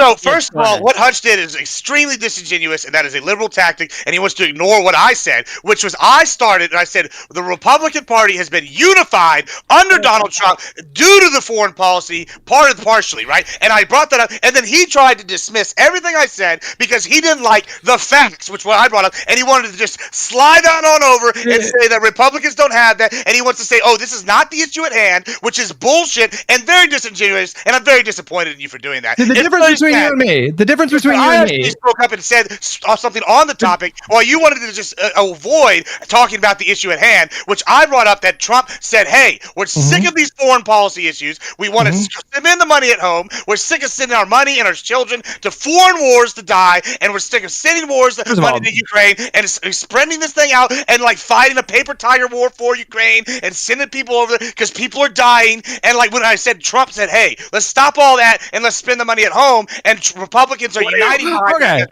And you said, well, that's not true. That's just, we're just going to ignore that fact. Sure. Okay, so first things first, the difference between you and me is that I don't evaluate success when it comes to... The difference between you and me is that I don't evaluate success for my party based on uniformity. That is not a coherent metric to consider when we're talking about success. I look at election results, and I'm very happy with where my party's at right now. But I want to touch on something you just said. You seem to live in an alternative reality where Donald Trump, stopped all of our defense spending abroad, and then started investing heavily into social spending programs. You're saying that Donald Trump, really, we stopped dropping bombs in other regions? We stopped participating in wars?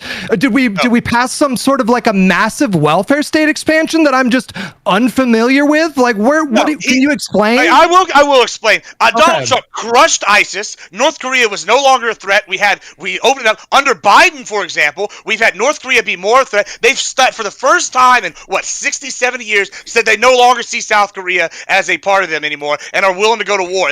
We're the closest to World War III we've ever been. We got Ukraine, Russia going. You said that we just stopped. Hold on. Trump has sat here and said, hey, a lot of this stuff is sick. We need to spend the money at home. That's been a policy point he's been talking about for years now. What are you talking about? I'm asking you to expand on that. Hold on. Explain yourself. You said I am explaining that. You said that he wants to spend more of that money at home instead of abroad. What are you talking about? I'm telling you the facts, bro. I don't he literally crushed ISIS. He brought people out of all these other countries. Okay. He started the Afghan drawdown. We're missing each other. Okay. So what Hutch is asking, he correct me if I'm wrong, but what he's asking is when you say he wants to spend the money at home, in your opinion, Gibbs, right? In your point of view, what specifically at home is Trump advocating for spending money on? Legislation. Let's start legislation. Policies. Yeah, border. Let's talk about border. Number one, that's according to MSNBC and Fox News, the border is now 71% of the voters are talking about fucking voting on the border, right? That's both a liberal and the conservatives are talking about. Here's a policy. What are we talking about right now? He secured the border under Trump. He spent money at home building a wall that Biden has used the National Guard to tear down parts of. That is a policy. Are you saying the border policy is not a when you say something like oh, he stopped doing all this shit abroad, which he didn't do, by the way. He escalated our drone program. He didn't pull out of Iraq. He didn't pull out of Afghanistan. So when you say stuff like, oh, well, he was spending that money at home, what I think of is were you talking about expanding healthcare subsidies? Are you talking about expanding unemployment subsidies? Are you talking about expanded welfare programs? What are you talking about? Well, hopefully he's cutting those, but that's a whole different Rob, you want next or?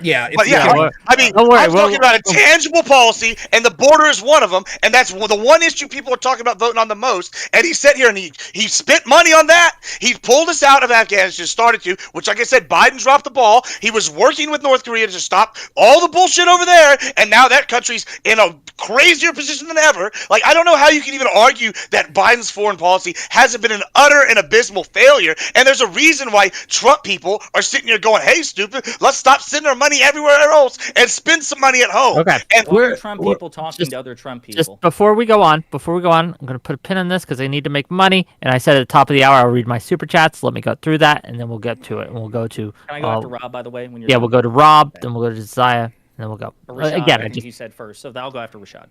sure. Okay. I'll get through these quick as Go I can. after that. Yes. $2 from Alex Yeah, Kirsch. I Yeah, $2 from Alex Kirsch. Gibbs is once again wrong. $10 from Go Away. Representative Ken Buck is retiring exactly because of the Republican Party's inability to govern effectively. He's quoted as saying that this is the worst year since he joined the House in 2015. Thoughts? $2 from Artemis Fowl. I think I dodged a bullet on this discussion. Go Away for $10. I'll donate $20 if Rob can make an argument without making an allusion to some conspiracy or whataboutism. Ukraine is like Iraq. Clown face. You know that's aggression. You know what's aggression? Taking Crimea with little green men. $5 from Artemis Fowl. I don't remember the military having a recruiting crisis under Trump. $5 from Go Away. Rob knows better than Ukrainians what they want. They've only been trying to join NATO for 20 years. Rob is a conspiracy preacher. What a clown. And $5 from Testicle Johnson. Why are we as Americans spending money to Ukraine when homeless people exist in America? Free January 6th, Patriots. Okay, with that said, we'll toss it back to the... Okay. They love welfare programs. I love it. I love seeing Trump people talk about like expanding social safety nets here. This is great. We're building bridges. So there's a lot to say. I'll say here real 100%. quick. There's spending, and then there's cutting spending and letting people keep more of their money. Gibbs is absolutely right about the disastrous Biden foreign policy. We can talk about that if you want. As far as keeping money back at home, he gave tax cuts, which did benefit poor and working class people, and let them keep more of their own money. I will agree he spent frivolously, and that's something that all fiscal conservatives should be mad about. Trump spent out the wazoo. It was ridiculous. We should criticize him for that. That's absolutely true. But he certainly wanted to spend billions back home on the border, and the Democrats and even establishment Republicans wanted nothing to do with that. They said that costs too much money. Instead, we need to fund gender studies programs in Afghanistan and ensure that the Taliban gets one of the strongest militaries in the world once we pull out and let all of our weapons there. Now, I want to, if I could have a back and forth with you real quick, Hutch, and then I'll answer those super chats. Just real quick, who sets the topic for a panel? I don't know. What? You don't have a guess? I do. It would be Wick, right? You would agree with that? Yeah, sure. Okay. Yeah. Wick, can you repeat what you said the topic was at the beginning? Fuck. So is the Republican Party been positive or negative, or has Trump been positive or negative for the Republican Party? We're going to talk about not only for the party but for America as itself. Right. That was broad Now wait, kind of isn't thing. that interesting? Now I thought coming into this debate that it was going to be interesting, that it would just be, is it good for ours getting wins or ours getting losses, which is a different conversation. I was pleasantly surprised, because I find that to be boring, when Wick said, and also was it good for the country or not? So when you try to shame people saying, actually talking about the policies that happened under Trump versus Biden isn't on topic, I'm not surprised you would do that, because you can't defend the country under Biden because it's absolute shit. So you try to brow people into saying that they're not actually talking about the topic, when in fact it's you that misunderstood what the topic was. So I just wanted to get that out, seeing as how you've conceded that Wick would be the ultimate authority on that. It's very possible I communicated it poorly, right? This is just like I like open conversations more than closed. But Okay, sure. it might I be mean, on me. listen, This might be listen. on me. Sure, and maybe I misinterpreted it, and if that's the case, that's fine. But I do find it telling that like we are steering the conversation in like 25 different directions. It's really difficult sometimes to have conversations with people like you, Rob, because you make like 10 claims, and then if I want to unpack every single one of your claim, it's just going to take up the whole debate. And to me, when I was told the topic of this debate, at the crux of it was like, has Donald Trump been good or bad for the party? You're saying it was more than that. Fine. I would like to dedicate some of this time to that question. Well, has Donald Trump helped the Republican Party? I think that's a really important question. Well, listen, especially if you're a conservative. We have, and then I just want to Hold on, answer the hold on. super chat people real quick. But we have done that, right? We have had that conversation. I think almost everything I said, because I didn't speak first, was in response to something one of you brought up. So the idea that I'm just taking it to these fringe places, I think is nonsensical. To answer the super chats really quick, some person said they would like to see me answer something without some sort of conspiracy. I've been talking about things. I cited statistics on crime. I went directly to them. I cited the on-the-ground situation as to why we saw a spike in crime in 2020. I even corrected when people on my side cited statistics on COVID that I thought were erroneous. I've talked about things when I thought that Trump overspent. I've been pretty judicious, I think, in criticizing Trump when I should. So I would be happy to debate you anytime. It looks like you would be comfortable crushing me into debate because I'm just a conspiracy theorist that's unable to talk. The person that said that I know more than the people on the ground of Ukraine. Well, if the people on the ground of Ukraine are so gung-ho for this conflict, why is it being reported that they're now going to institute a further draft to get 500,000 people? Surely they would have no need of people if all the people on the ground in Ukraine supported this, and yet we hear reports that hundreds of thousands of men tried to flee the country because they didn't support it. Of course there will be people that are patriotic, and anytime their country's invaded, even if they don't like the circumstances of what their country did leading up to that, they're going to fight for their home and soil. I don't begrudge that whatsoever. However, by the United States, and particularly people like Boris Johnson, derailing potential peace talks, we end up in a situation where these Ukrainian men are going to die over and over and over again. And can anyone on this panel or elsewhere give me the credible scenario where at the end of the day, it doesn't end with Ukraine having to go from a position of weakness to the bargaining table and giving some sort of concessions? We've heard Rashad say, well, we can't trust Russia. Well, Russia would say we can't trust the United States. For example, they continue expanding NATO. I gave a laundry list of things that were happening, bases there and all that stuff. Rashad brushes it all aside, says we have to fight them now. He's Why happy. did Sweden He's join happy. NATO? Why did Sweden join NATO? He's happy. Why did Sweden? What- Why did Sweden Why did join Sweden NATO? and Finland Why? join Did- NATO? Because they feel now that they're being pressured by the international community to bolster the ranks of Oh, NATO. Any other reason? But listen, Any other reason? listen. This is like saying, of course, once Rob. there is. I'm trying to push Let back. me Is there any other finish. reason? Let me finish. Let him finish. Let him finish. The point that I was making is that acts of aggression from NATO made a conflict inevitable. I still cheer for the West more than Russia. I still hope Putin loses, goes What out. aggression? The people. What aggression? Well, What let's aggression? see. Do you think the United States would be happy if 200 miles off the coast of the United States that over 50 nuclear warheads were placed by China? Would we consider that an act of aggression? I don't know. That's a good Cuban question. Missile Crisis, remember that? Did we consider that an act of aggression? That's not the question. Who's Why- talking? Oh, that is What the is that? question. I That's not the asked question. it. That's Okay, not the it question. just- The question is, Again- why did Sweden That want to was join? not active You're aggression. saying because NATO pressured Sweden to join. You're not even That's not- acknowledging. You're not even making a little bit of space. Maybe Sweden wanted to join NATO because they saw what Putin is doing in Ukraine and thought, weren't- I don't want to listening- fuck with that. You weren't listening to my Is there answer. What I any said, Lauren, please, let me documentation finish towards real that? quick. Give me 15 seconds, I'll finish it up. If you were listening to my answer, you could see what I was saying is because the escalation made conflict inevitable, yes, now people are going to draw sides. Just like you see people in the BRICS areas that It are now was inevitable Please, for- let me Sorry, finish. sorry. Just like you see people in the BRICS nations that are now consolidating against them. So we're setting up a situation with global superpowers picking one side or the other, and even small countries picking one side or another. My criticism was that the disastrous policies of escalation, such as bombing Assad, having the CIA monkeying around in Ukraine, stationing nuclear weapons right off the side, stationing bioweapon labs right off the side of Russia, these sorts of things predictably were going to lead to some sort of conflict escalation. That is not what Putin said when he gave his justification to Tucker Carlson just recently for invading Ukraine. What His was his justification was that there was like a historical land right issue, and the justification that he gave at the time was like they're Satan worshippers and they're transing the kids. He didn't even mention NATO as his justification That's to join. not true. So if you listen to That's totally not true. if you listen Hold to on. what he said, if you listen to what he said, you're absolutely right. It was absurd that he tried to give this historical justification. And if you disagree with that and you're on my side and you disagree with that, that's the exact same type of rhetoric that Gaza uses, that Hamas uses. This is the way things were a decade ago. That's horseshit. I'm not persuaded by that. But he also talks about how the CIA and other institutions were constantly aggressing against him. For example, he says that he talked to Obama personally about joining NATO, and Obama seemed to be like, hey, that sounds like a decent idea. But when Obama goes back home, the CIA's like, fuck off. No, Russia's the enemy. Basically, we're going to keep aggressing to them. And he basically said that they made it evident that it was going to be us versus them. We do have to expand this. I know a lot of other people want in. I'm appreciating the energy. I'm appreciating the back and forth. There's a lot of people here with a lot of strong opinions. We got a lot of things to talk about. We still got a lot of time to go. Lauren wanted in, and then I know Josiah wanted in. Go ahead. Wait, just a quick question to Rob. Would you want Russia to be able to join NATO? Yeah, sure. I would want NATO disbanded. I think NATO is an relic. It is a military alliance that's goal was to counter the Soviet Union. Once the Soviet Union dissolved, by having that military alliance that at that point basically existed only to be a counterbalance to Russia that was in a set of perpetual decline, it only made conflict inevitable. Again, like, we're overlooking so much of this shit. The ally of Putin is Assad, who the United States has occupied his country and bombed him. And we're told that, just so all the audience get here what NATO is, that you're all celebrating it. Turkey's our NATO ally, correct? Anyone disagree?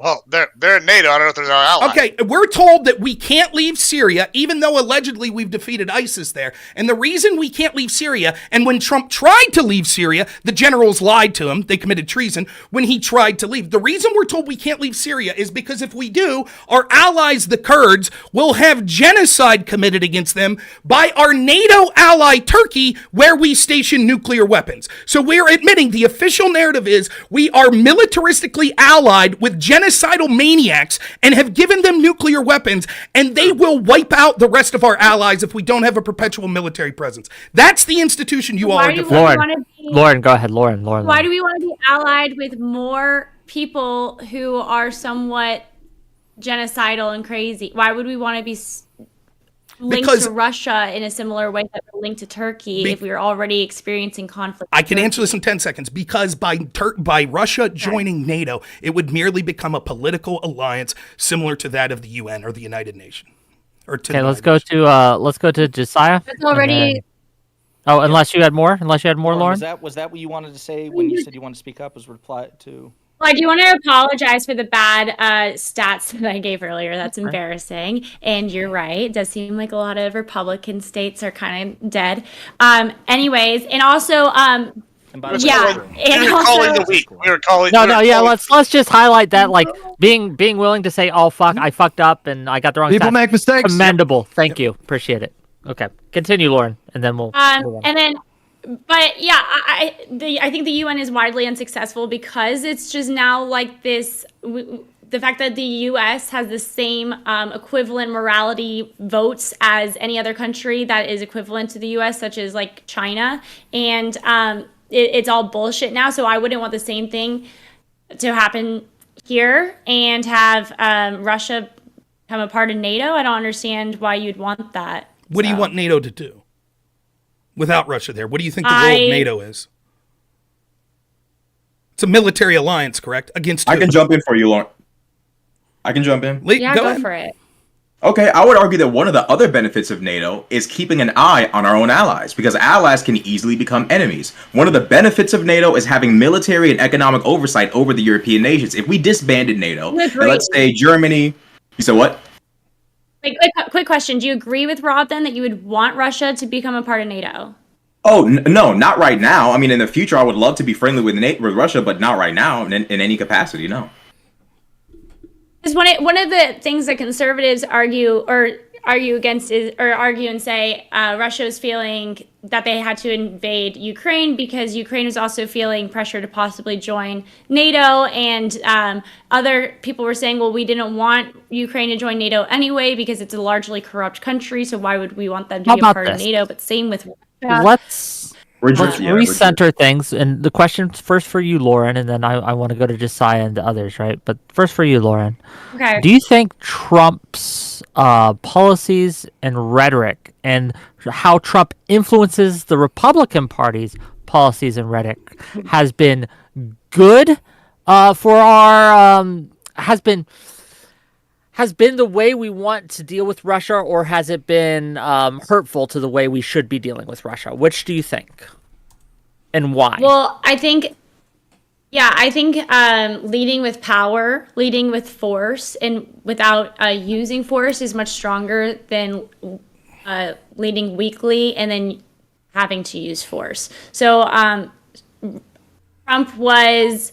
His attitude, I put on both the positive and the negative things. It's he was much better at it than Biden. There was peace under him. Russia didn't invade under him. There was, he's made the Republican and he Party was, better. it was bad because he was fighting with our allies a lot. Like he was fighting with Germany, and he was fighting with Merkel. But then again, our allies were having shitty ideas, which is also what led to the Russian-Ukrainian conflict in the first place, specifically the pipelines, and so which were mentioned earlier. So it's positive and negative. Okay, I probably inartfully phrased it, right? And excuse my brain farts here, but same question to you, Josiah, and then we'll open it up to the rest of the group here. Josiah, do you think that the Trump's foreign policies, actions during his presidency, right, and what he said he'd do if he is reelected, do you think that has had a positive effect on the Republicans or a negative effect on the Republicans in regards to foreign policy? Why or why not? Go ahead. So I think a couple of things. Number one, first caveat that I want to say is I tend to focus more on domestic policy anyway. So in terms of like the technicalities and the intricacies, I'd probably have to defer to Rashad on this. But what I will say is something I hear a lot from Republicans and Trump supporters is this idea that, something happened. Again, it kind of goes back to what we blame or credit presidents of either party, be it Trump or Biden, for. And I think that there's a burden for any person making a claim, be it me with Biden or somebody else with Trump or whatever, where you have to draw like a direct connection to things that Trump did or didn't do or Biden did or didn't do, which contributed to a particular result. So one thing I hear quite a bit is that Russia did not invade any place during, Trump's presidency. For this to be persuasive to me and for me to give Trump credit, I would need to see something that he did which triggered a particular response in Putin, right? So because you could easily explain it, you could say, well, Putin was hoping that Trump would corrode NATO and that he would, it would either lend itself well to an invasion down the road, or perhaps he thought that it would produce other benefits there. Because like the way I look at it is Putin wanted Trump to win the presidency in 2016 and in 2020. He also wanted to invade Ukraine. So if he wanted these two things, why would we just automatically assume that Trump would prevent it? It's kind of like, that iconic moment where there was a solar eclipse and Trump looked up to it. Just because something happens when Trump is in office doesn't mean I'm going to necessarily give Trump credit for it. He's not responsible for the eclipse. I don't know that he's necessarily responsible for Putin not invading Ukraine. Also, I believe Putin was building up his armed forces at the time too. Rashad can correct me if I'm not mistaken, an invasion force. Then you look at like other things that were mentioned, like North Korea. We have no tangible benefit from North Korea or from Iran. Trump pulled us out of the Iran nuclear deal. Thank God. I'm sorry? I said, thank God that deal was trash. Oh, gotcha. So, but I don't see any tangible benefit from that either, because there was no deterrent for Iran to not continue to develop its nuclear program, right? And they're closer now than they ever were to developing the nuclear program. So again, I would need to see like concrete, a causal relationship there. And then the last thing I'll say is that when it comes to just Trump's policies in general, or Trump's influence in general on the Republican Party in the country, I think one of the challenges is, and it's actually kind of gets back to what Hutch was saying earlier, where the conversation can fractal, I think in good faith, because then you start like diving down into policy, and then you say, is it good or bad and compared to who? And then you're talking about Biden's policy. So I think it's tough to navigate this conversation. But I would also be interested to hear if people think that Trump was good for the Republican Party. I would like to hear what they think about Trump infecting the Republican Party seemingly with a narcissism. Like you have Republicans now, like Ken Buck, who is resigning from Congress, further shrinking that Republican majority in the House of Representatives to now just 2 seats. You have Republicans who are saying that they won't, like Nikki Haley supporters, Nikki Haley Republicans saying they won't vote for Trump because of his, his corruption. They say those are his words, his corrupt behavior, his unethical behavior. You also have this idea that, Trump's above the law. He's right now trying to make the case before the Supreme Court that he's entitled to absolute presidential immunity, a notion which should be insane for Democratic presidents or Republican presidents. So I'd love to hear something about that, if they think that perhaps Trump's narcissism has poisoned the GOP. Sure, I can answer that. No problem. Just We got a lot of people. I'm going to let all the Republicans or all the people on Trump's side here respond, and then we're going to go to Rashad after all of them respond. So Rashad, you got a bit. Just to clarify the question, do you want a causal relationship to Trump and actions against Russia And then number 2, do we have a problem with Trump infecting us with narcissism? Are these your two questions? To be fair to you, I'm not going to set the burden so high. I need concrete proof that, but like, so like for example, just to give an example for like Biden, I would credit Biden with job growth because of the vaccine rollout and also for the American Rescue Plan, which stimulated the economy. So it's like something other than it just happened when Trump was president, ergo he gets credit. Can you point to something that he did or didn't do which reasonably contributed to something that Putin did? Does that make sense? Yeah, I can answer. Well, I understood the question quite well. I can when- answer quite fluently if you like. It's up to you guys.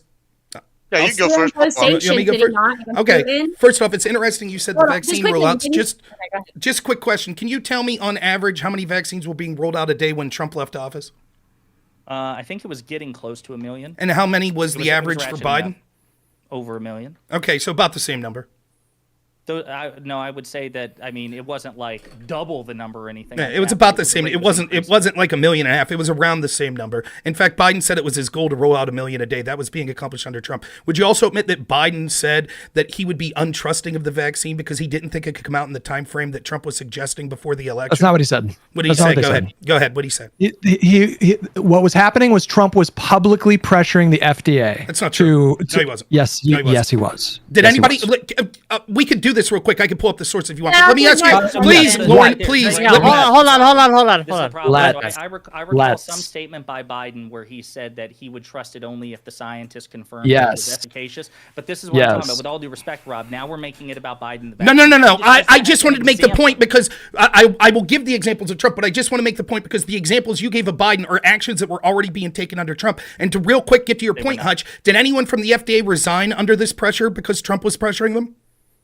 It doesn't matter. He was publicly Yes or pressuring no? the FDA. Okay, it next- doesn't matter. next question. Next question. No. You asked about Biden saying something. I'm telling you, there was a very specific context. He was not telling Americans don't trust the vaccine. You Next- are wildly distorting what he Question. said. Period. Did End of anybody? story. Next Yes. question. Did anyone under the FDA resign because of pressure from Biden when he was president over the vaccines?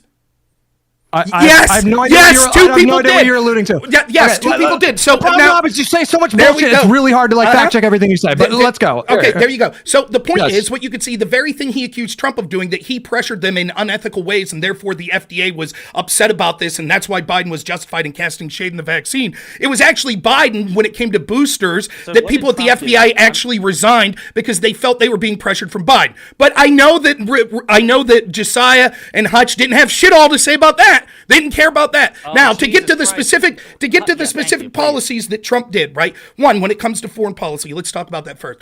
It wasn't just policies. That you would also admit that it's posturing, it's actions, it's diplomacy, and things like that. You would agree with Just that? Trump actions.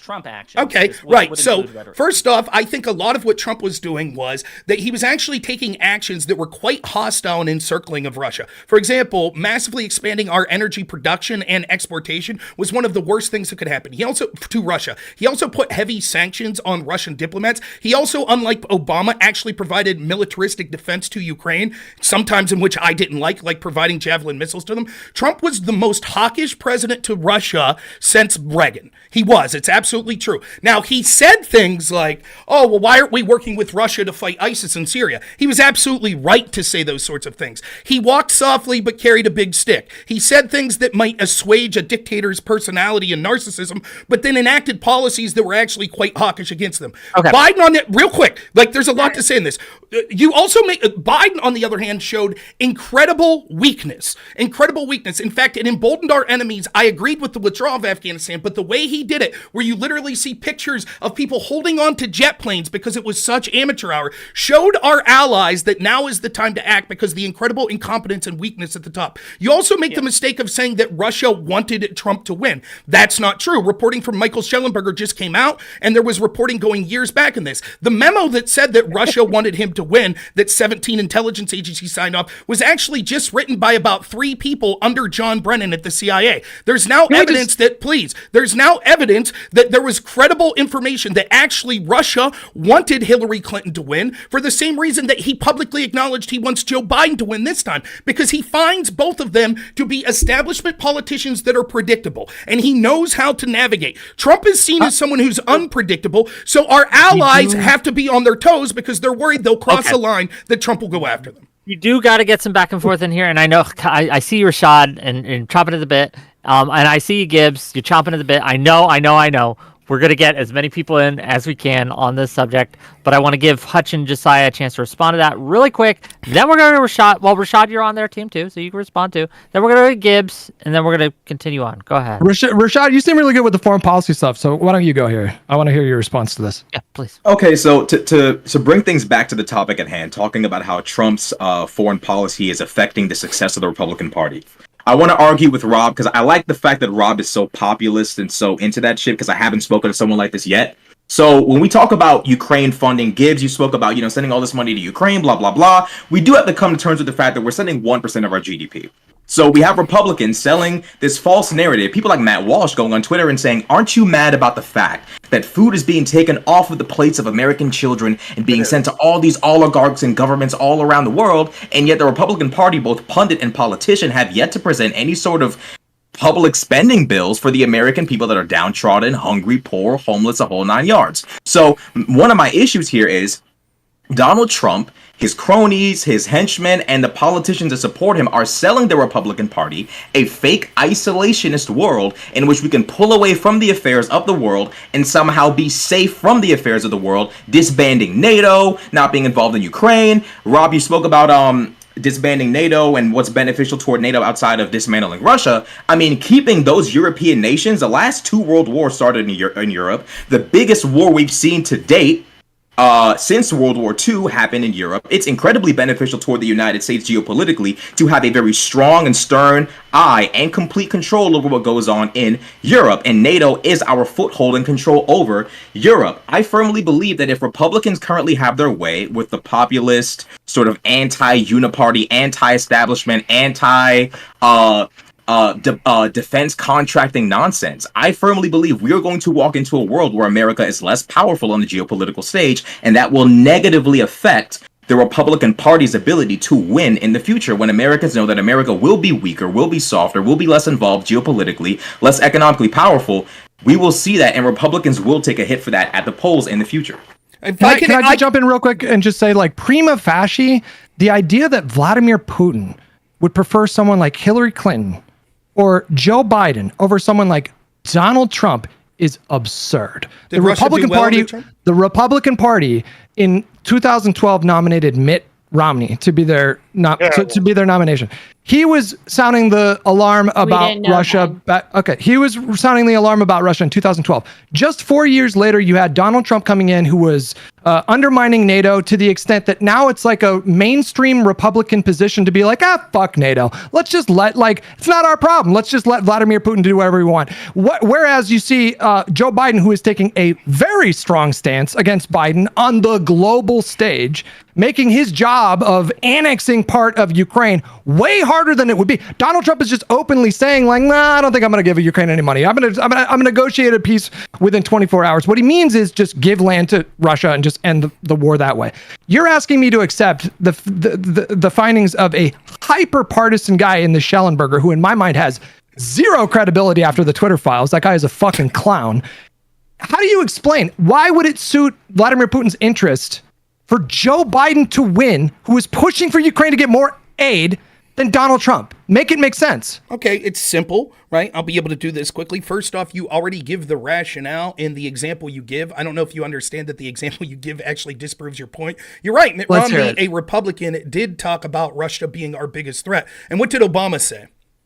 What did the Democrat leader say? He poo-pooed him. He said, right. Oh, whatever. This isn't the Cold War. Yeah. Okay, so your argument is, so then going into 2016, clearly he would have preferred the Republican candidate, other than the party that literally laughed at the idea. What was the rhetoric? What was the rhetoric? What was the rhetoric that Hillary Clinton was saying? What was the rhetoric? Let me finish. The evidence is quite clear that it wasn't about the rhetoric. He understood what the eventual policies would be. He understood that Hillary Clinton represented an established establishment foreign policy that was predictable. He knew exactly how to react. With Donald Trump, he and other both enemies and allies are afraid they cannot predict what he would do. So it's hard to make moves. For example, Democrats, people like you, have said, we can't trust Trump. He might drop nukes. The truth is, enemies could think that way as well. And the proof is in the pudding. When Trump was in office, he was far more hawkish than Obama. You can't deny that he was. And Russia did quite poorly.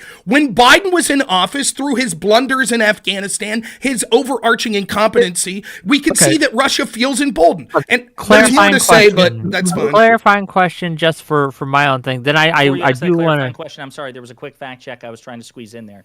So I found sources which have the daily vaccination average under Joe Biden at 1.7 million, and it never got more than the daily average. It never exceeded 900,000 under Trump, so it was a colossal disparity. I will say... No, say and then I'll have my clarifying question. Yeah, right. The point is he's got a goal of around 1 million, which Trump was almost getting. And remember, they created the vaccine under Trump, which the Democrats were saying would be physically impossible. And all Biden did was like, okay, let's accelerate it. And that's why you, let me be clear,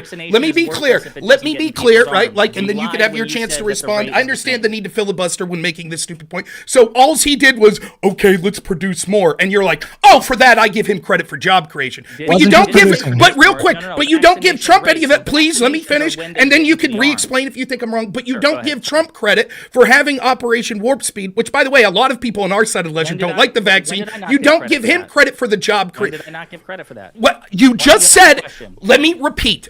Maybe you forget what you said. You said, I need to draw a direct line of a policy that happened before I could give credit. So, for example, with Biden, because of his vaccine plan and rolling out vaccines, I give him credit for job growth. You didn't say, and I give Trump credit for doing the more difficult job of actually creating the vaccines at a speed that Biden was saying was impossible. I said, let's use Biden as an example. So I was talking about Biden and gave a specific Biden action, which was the vaccination rollout, which was from a federal level. That happened under Biden. And the rate of vaccination radically increased. You said it was basically the same between Biden and Trump. That is not true. Okay. I'm going to nearly double. Yeah. I'm going to ask my question now, and then I'll let Rob answer it, and then I want to get to Gibbs because Gibbs is trying. He's doing his best here, and we love Gibbs. And I'm trying not to yell. I'll send you the links, buddy. Okay. So you said, and I'm just trying to understand here, that Trump was more hawkish than Biden when it comes to Russia, to Putin. Is that accurate? Is that true? More hawkish than Obama. More hawkish than Obama. Okay. Yes. Thank you. Never mind. Different.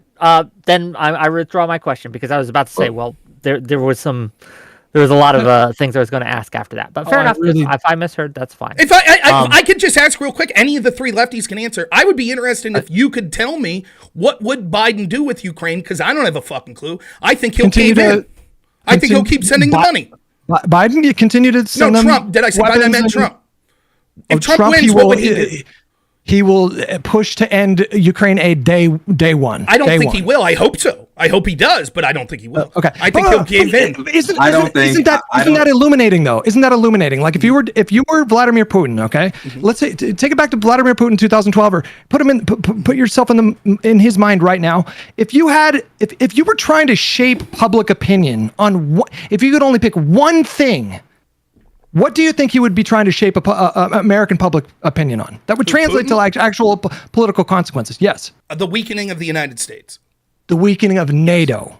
The United States in general. NATO's who's the bulk of the military might behind NATO? And this is me gesturing broadly at the Republican Party right now. NATO is an extension. Conservatives just now do not support NATO. I don't think conservatives have supported NATO for a while. It's simply not true. Most conservatives. All right, Gibbs, you got it, Gibbs.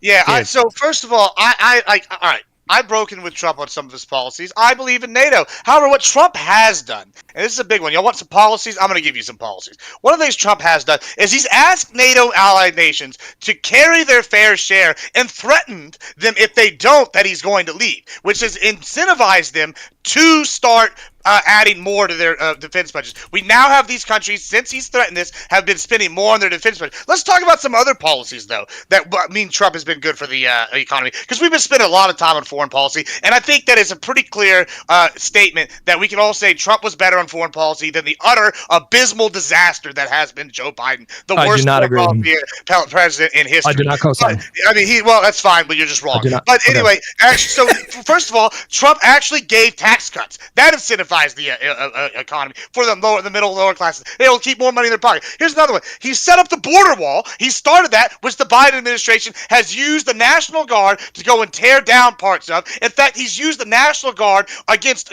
Texans to sit here and tear down their wall in treasonous behaviors. And Trump has sat here and said, "Look, this is bad behavior." Here's another one.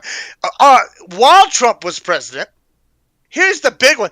Trump allowed us, with his policies, to become the largest producer of oil and natural gas, according to Forbes and the Daily Mail, worldwide for oil and natural gas, right? Depending on how you define petroleum, right? So here's the thing.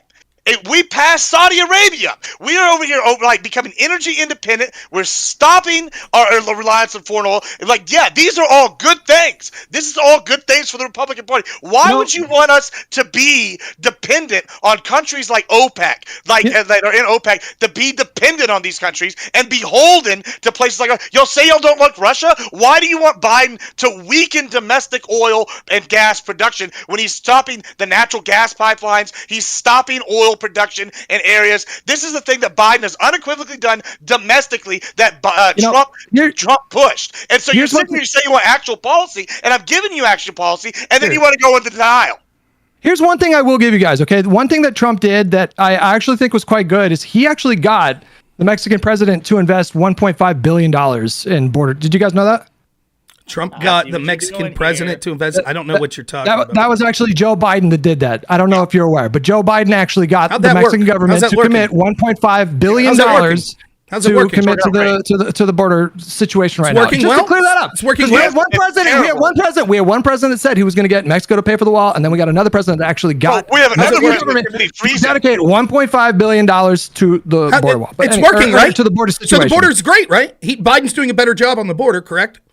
Yeah, it's absolutely abysmal. Your party entered into negotiations with the Biden administration that lasted for like 4 or 5 months. You had a bill that the border patrol, real quick. Yes, led by rhinos. Come on, I can't hear you, Josiah. Can you turn your mic up a little? Is anyone else having trouble hearing him? No. My bad. Rob, are you fucking with me, buddy? No. You sound soft to me. I'm honest to goodness. I'm sorry. This guy. Okay. So I see what he's doing here. No.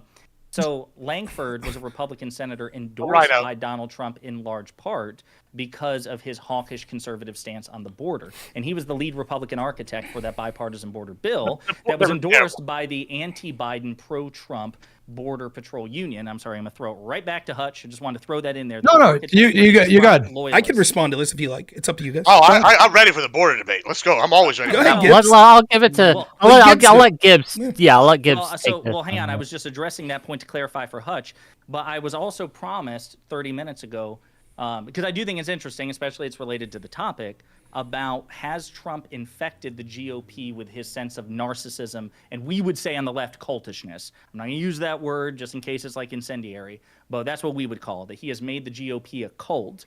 And given like Rob, for example, he's critical of Trump. Even in this conversation, he's criticized Trump. Does that not bother you, Rob? I mean, I know you're a populist, but don't you want the GOP to stand for something, like to be at least somewhat discernible from Trump? It's here's how we're gonna do this, because you've tossed something to Gibbs, you've tossed something to Rob. We're gonna let Gibbs respond first, get that back and forth, and we're gonna give it to Rob. Is that fair? I think that's fair for everyone. Okay, Gibbs, go ahead. Yeah, so the border bill is unequivocally, anybody that's actually dealing with the border is unequivocally one of the worst bills in history. Every single line item on that bill, I could go point by point and tell you why it's a poison pill. Gibbs, would you please tell the Border Patrol Union, I will. Is that who we should listen to? I will address that. In fact, here's the thing: if by you're your conservative logic, yes. Let's see what they say. I will address that. If you're sitting here getting nothing, of course you're going to want something. Something's better than nothing if you're the Border Patrol, right? There you I go. don't. But Hold on. you agree that the border- that bill is better than nothing. No, I absolutely do not. Here's what it is, though. The Border Patrol is a government agency that's sitting here. They're corrupt. They're not doing their job, which is why the Texas National Guard has had to step up and do their job for them. If you look at every single issue on the border bill, they just want more money because, every agency in the government always wants more money. But if we can sit here and look at the border bill, there's not one line item that actually does anything to solve the border crisis. It was created by rhinos who are not true Republicans. They're basically we all know what rhinos. Langford is a rhino. Absolutely. Trump I don't care. I don't Trump care. endorses all kinds. If you back the border bill, you are not a Republican. You're This is a what he rhino, means when he says you're a cult, by the Democrat. way. This is what he means when he says cult, by This the is way. exactly what Josiah was talking about. Exactly. Because I've been very anti-Trump on a lot of issues, and this is one that I'm not. Trump is right about the border. We sit here. All we had to do, Biden has to do instead of this bullshit border bill, is maybe enforce the laws on the books. Why do we need this border bill? I don't know. Maybe that if you cross the border illegally, we send your ass back. We don't need to just sit here and start giving asylum. We don't need to make these alternative programs where up to 100,000 people can live here free of charge. We don't need to sit here and incentivize people to That happened on Trump's watch, bro. No, The only reason that stops is because of title. The only reason that stops is because of Title 42 and emergency powers. But we were doing like catch and release while they adjudicated asylum claims, which last up to like 5 or 6 years. This bill would have brought that down to 6 weeks, and you're saying it wouldn't have done anything to help the immigration situation. The average. This is how I know you don't know what you're talking about. The average wait. Enlighten me.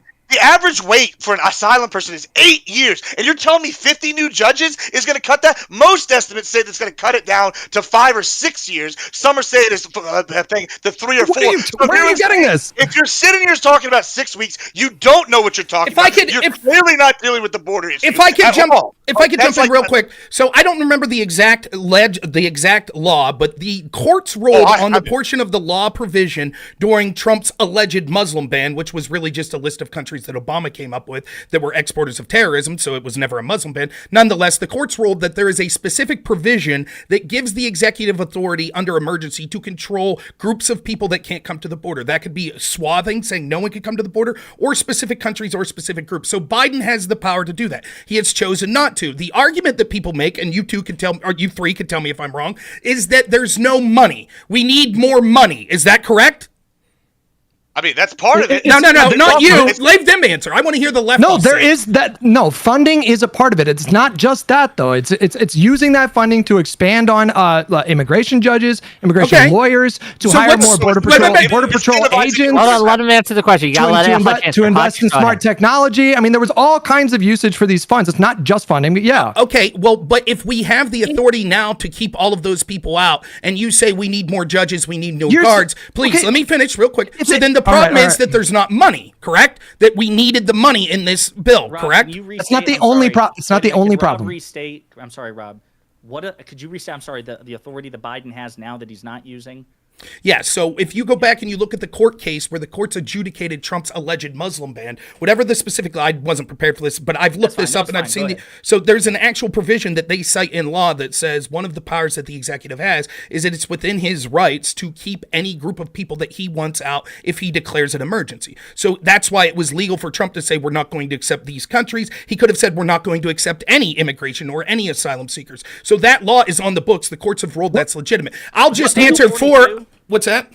Was it title? Is that the authority? The title? I thought that was the Title 42 authority that Trump used to expel people under COVID. That he was able to basically. No, title that it is a different provision, I believe, because that's. Okay, I'm sorry, but I'll just answer for what I think that possibly Hutch is trying to get to, which is one of the problems is we need like all this new tech and we need all of these new judges, and what Biden and the Democrats are trying to say after 3 years of telling us there was no border crisis, now in an election year saying, oh yes, there is a crisis. And it's the Republicans' fault, right? What they're trying to tell us, by the way, people that encourage the mass migration by saying it shouldn't be illegal, we hope that they come, and then that's exactly what happened, and they flooded. Nonetheless, I get back to the point. What we see is they're saying we need more money, and we can't just through executive fiat send money. Hey, aren't they sending $300 million to Haiti today?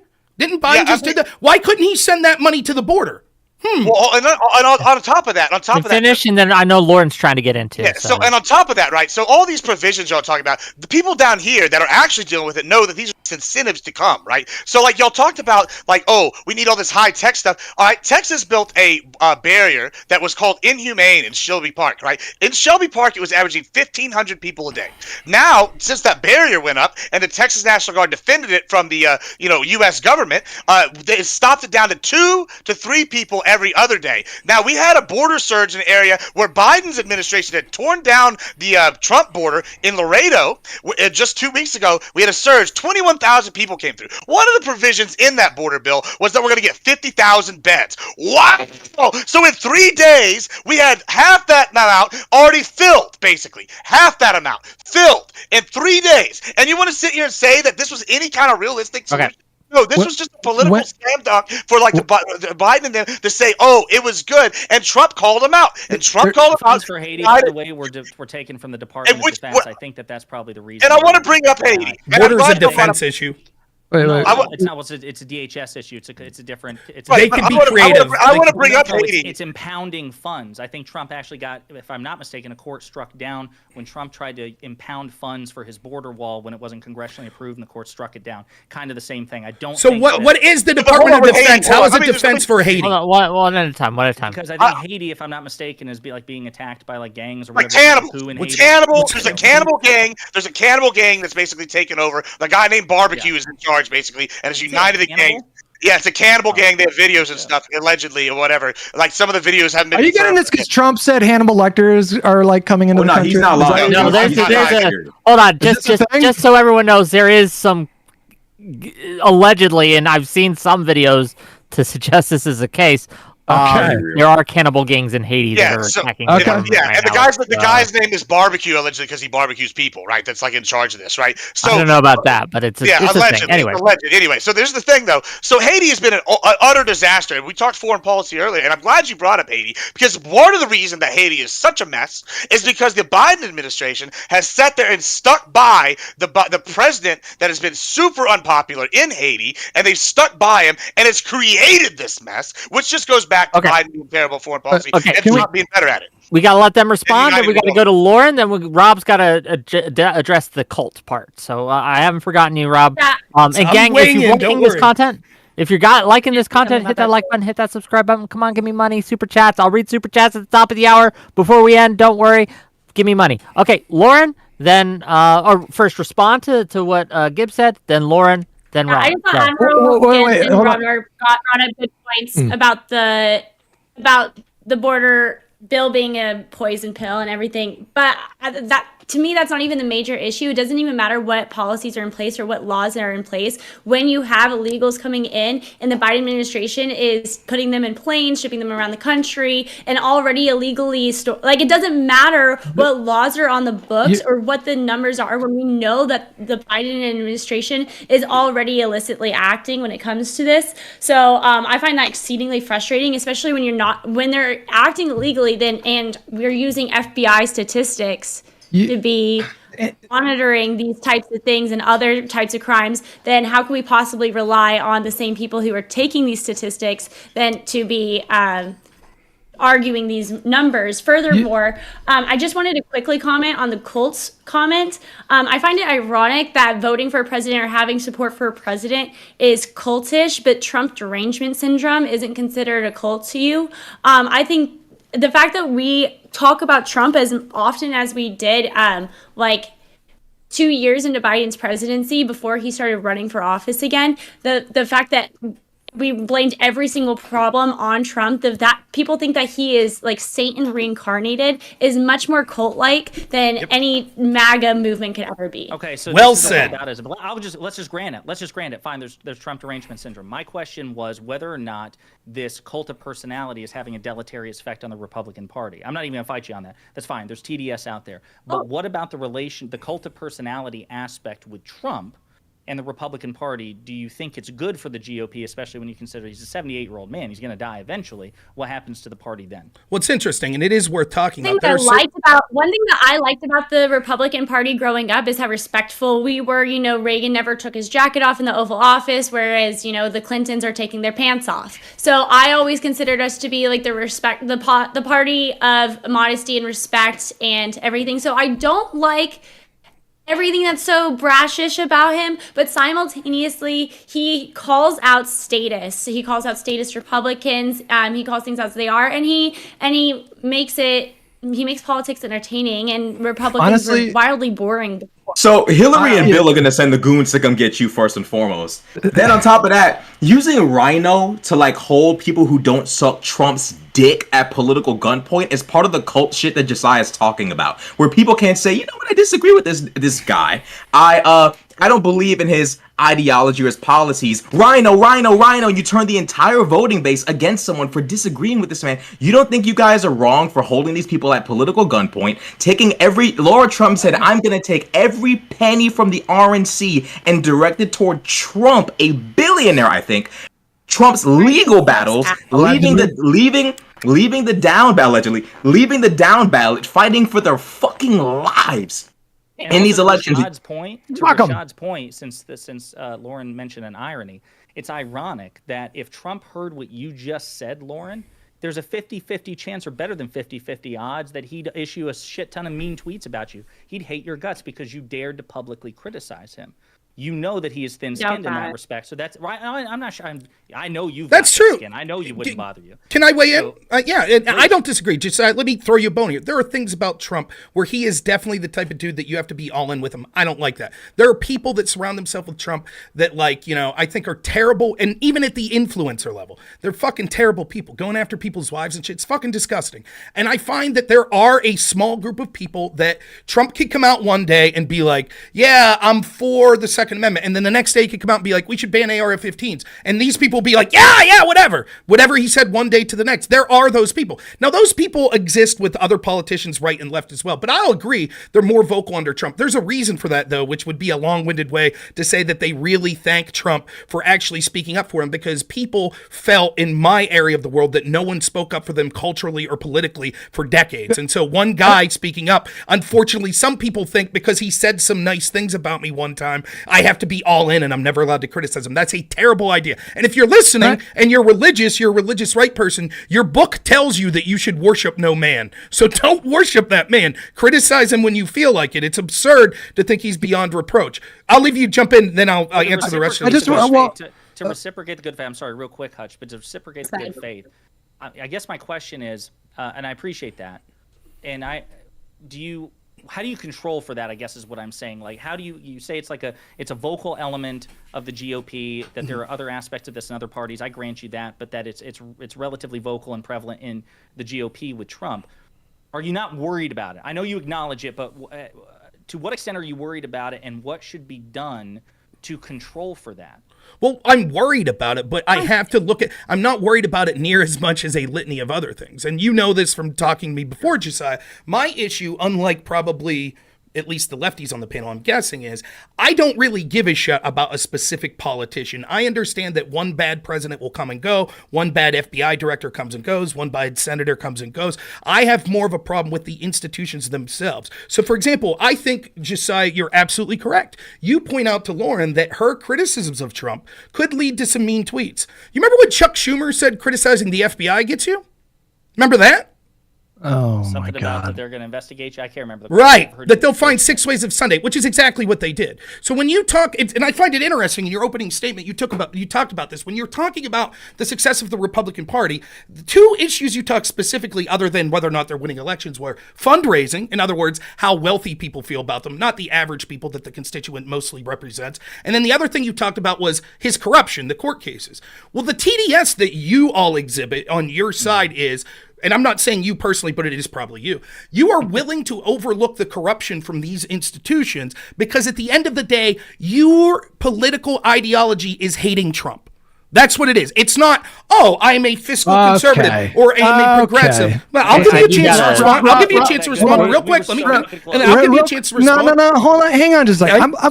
I'm 40 years old, man. I got into politics when I was 18. Okay. So my interest in politics goes well beyond anything that involves Trump. Like, he definitely energizes people on the left. He has certainly got a lot of people interested in politics for the first time. That is for sure true. But to accuse me of only giving a fuck about Trump is ridiculous. You don't know anything about me. I don't know why you would say. I wouldn't generalize it.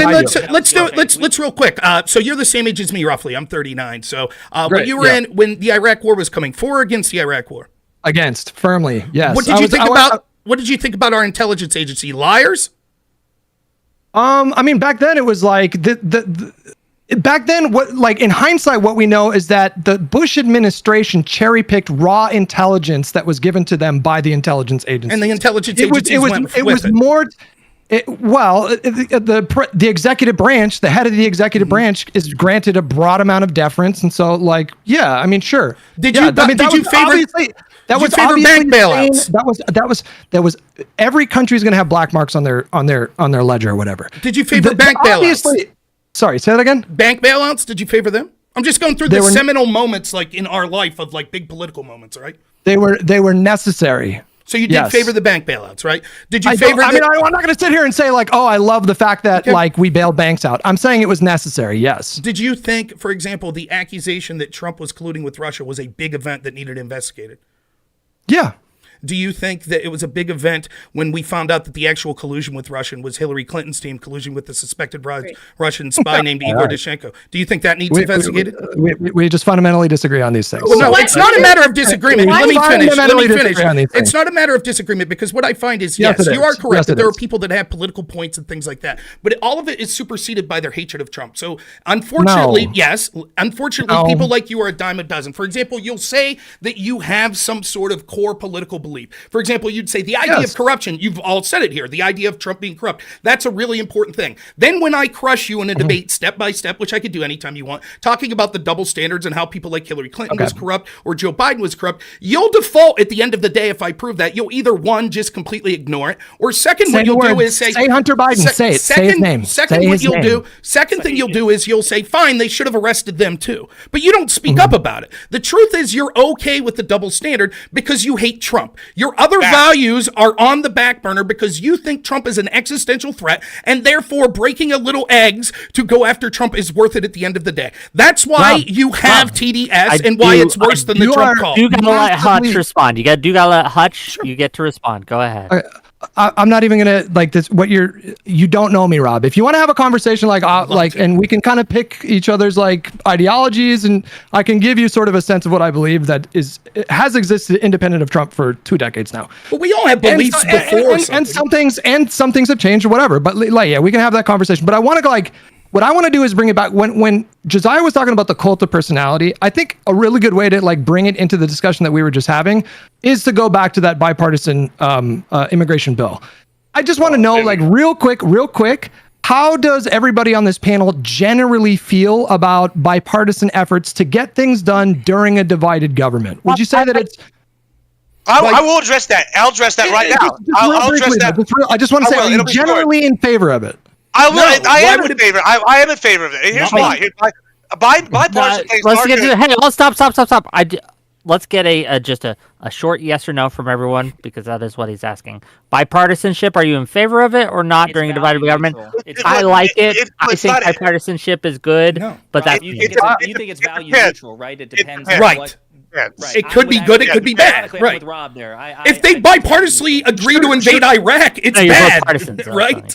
That's a bad bipartisan. What we're talking about yeah, but that ignores. But what we're talking about is an effort to combat gridlock. And what we see in the polls is that broadly speaking, Americans want to see Congress get together and actually do things when you have a divided government. but it There is an depends. appetite for that, and the extremes of both parties push heavily against this kind of thing. So you'll see like progressives that talk about they don't want to do like any bill if it means they don't get Medicare for all, and then you have Republicans say they don't want to do an immigration bill because all of their line items were not met. I think a good example of this is Donald- also Israel-Palestine. That's a perfect example on the left of Sure, people yeah. who won't do anything Exactly. right May unless I offer Palestine is clarification, free or whatever. Hutch? Then it's But I want to make sure Lauren gets a They chance can't to hear you, answer and Patrick. Gibbs get a chance to answer, etc. But- Lauren, Gibbs. I just want to say that Donald Trump doing what he did and killing that bill is an example of how his extremism is Thank not God only he killed that bill. is not only hurting his own party, but it's hurting the country. Most people want to see an immigration bill, and if he would have just come out and not said anything or supported it, then of course Republicans are not going to get everything they want. That's Obviously. saying no. If I can respond to this, They're not like, gonna get everything they want, obviously. But the aim of the bill was to ease the burden of No. our currently overburdened system on our border that is not built to withstand this level of influx. no, Okay. you're exactly right. I'll answer this really quick, right? Congress is massively unpopular because for years and years, they basically agreed on bipartisan things on the most important issues, which ended up fucking over the average people in this country. Yes, it's easy through polling and questioning to say, don't you want people to work together to solve problems? Of course, everyone will say yes. The problem is these thousands of pages bills that almost no one in Congress reads that spends all this money that has this archaic language. They spin it to the American people through their control of media saying, oh, this solves the border. It's bipartisan. It solves the border. When it didn't do that. Yes, Nobody they said want the it border solved- nobody said it please, solved the border. please. They Nobody said that said it it helped. solved the border. Okay, they said it helped address the problems at the border, but it Yes. actually exacerbated them. And the problem Exactly. is that Why would the border union sign on for it if it exacerbated it? Holy fuck! The border Why? union signed on to it because the reason that the Wait, bill hold was on. Can we just each have like a minute to respond? Go ahead. Someone else. Gibbs, go. Yeah, so good I job, wanna say- Lauren. You're I adding wanna- a lot here. Thanks. I want to address the border thing again. Wick, what? Okay, so Yes, I turn want on a each minute other, too. please. this is gonna be quick.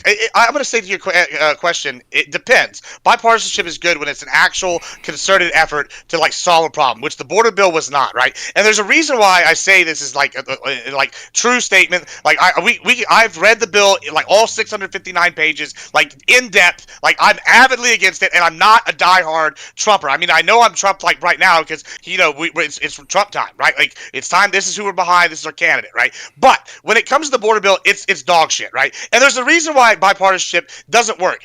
For example, we have the Lake and Riley bill coming out right now, and Democrats are already doing the Never Trump thing with it and doing their own cult of personality, which the Lake and Riley bill's already got bipartisan support. And Democrats in the Senate and some in the House that did vote against it are just unequivocally going against it and screaming, "Oh my God, this is terrible! It's racist!" Yada yada. In fact, I would say the bipartisanship problem is even less so on the Republican side than it is on the Democrat side. Because in fact, I was watching MSNBC last night.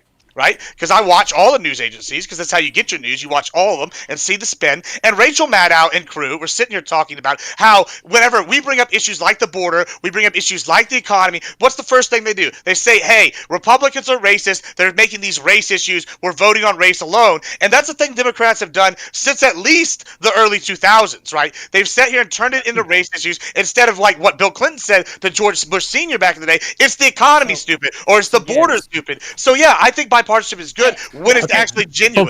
Before we get responses, Lauren's trying to get in, and I want to give Sure, her I'm sorry. space. No, Thank I'm you. sorry, Lauren. Just, Yeah, Lauren. just quickly with bipartisanship, I think it is kind of what you just said. It sounds good on paper. However, it's always poison pilled. There should be page limits. We have page limits in most parts of law, so we should have absolutely page limits on all bills going forward so that we don't have sneaky stuff thrown in. And furthermore, this goes back to what we were talking about with the original topic at hand. Is Trump good for the American Party? And then your points are, oh, well, the Republican Party is more split. You guys are calling us statists. It's this Trumpism. It's this cultism. It's that Trump is just not is not conceding to this bipartisanship ideology anymore, which was getting Republicans nowhere, because even when we pretended to be agreeing on something, we were just conceding to the left continually for a long period of time. And Trump came in and said, I'm no longer a statist. I'm no longer just going to agree with everything. I'm going to point out what is a poison pill, and we are going to have And people. look where it got you. Hold on. That's not what you and so many people from this populist, you guys are demonizing experience in Washington. You're demonizing cooperation, and you're calling anything that's against exactly what you want a poison pill. Yeah. No one side has the answer to everything. No one side, not our side, not your side. We have to cooperate. We have to cooperate to get shit done that can at least somehow meet in the middle. But if you're championing and prioritizing this winner takes all mentality where Trump comes in and just completely clears out all of Washington of anyone who's not sucking his dick at that moment, we're not actually benefiting the nation. We're just riding the coattails of a cult. So right there, actually, I thought Rashad It's just so made a really interesting point. It's a really bad point. Hang on. Hang on. Just I think the substance of what Rashad said, except I would substitute a word. Let's say that he said, I think something to the effect of neither side has all the answers. Take answers outside. How about leverage? Right? So this is what I was going to ask Gibbs, and I'd like Lauren to respond to this as well if she wants to, which is, Gibbs, you said earlier, as much as you hate this bill, you said, and I quote, something is better than nothing to explain why the Border Patrol Union. Well, no, you did say you may, if you want to repeat it, that's fine. I'll explain that statement. Yeah. Okay, well, let's imagine a timeline then where at least some conservatives genuinely believe that this bipartisan Senate border bill would have done something positive for the border. Here's the point, to Rashad's point. Set answers aside, it's about leverage. Republicans barely control one chamber of one branch. So to me, where I have a hard time squaring it, I agree that bipartisanship is value neutral.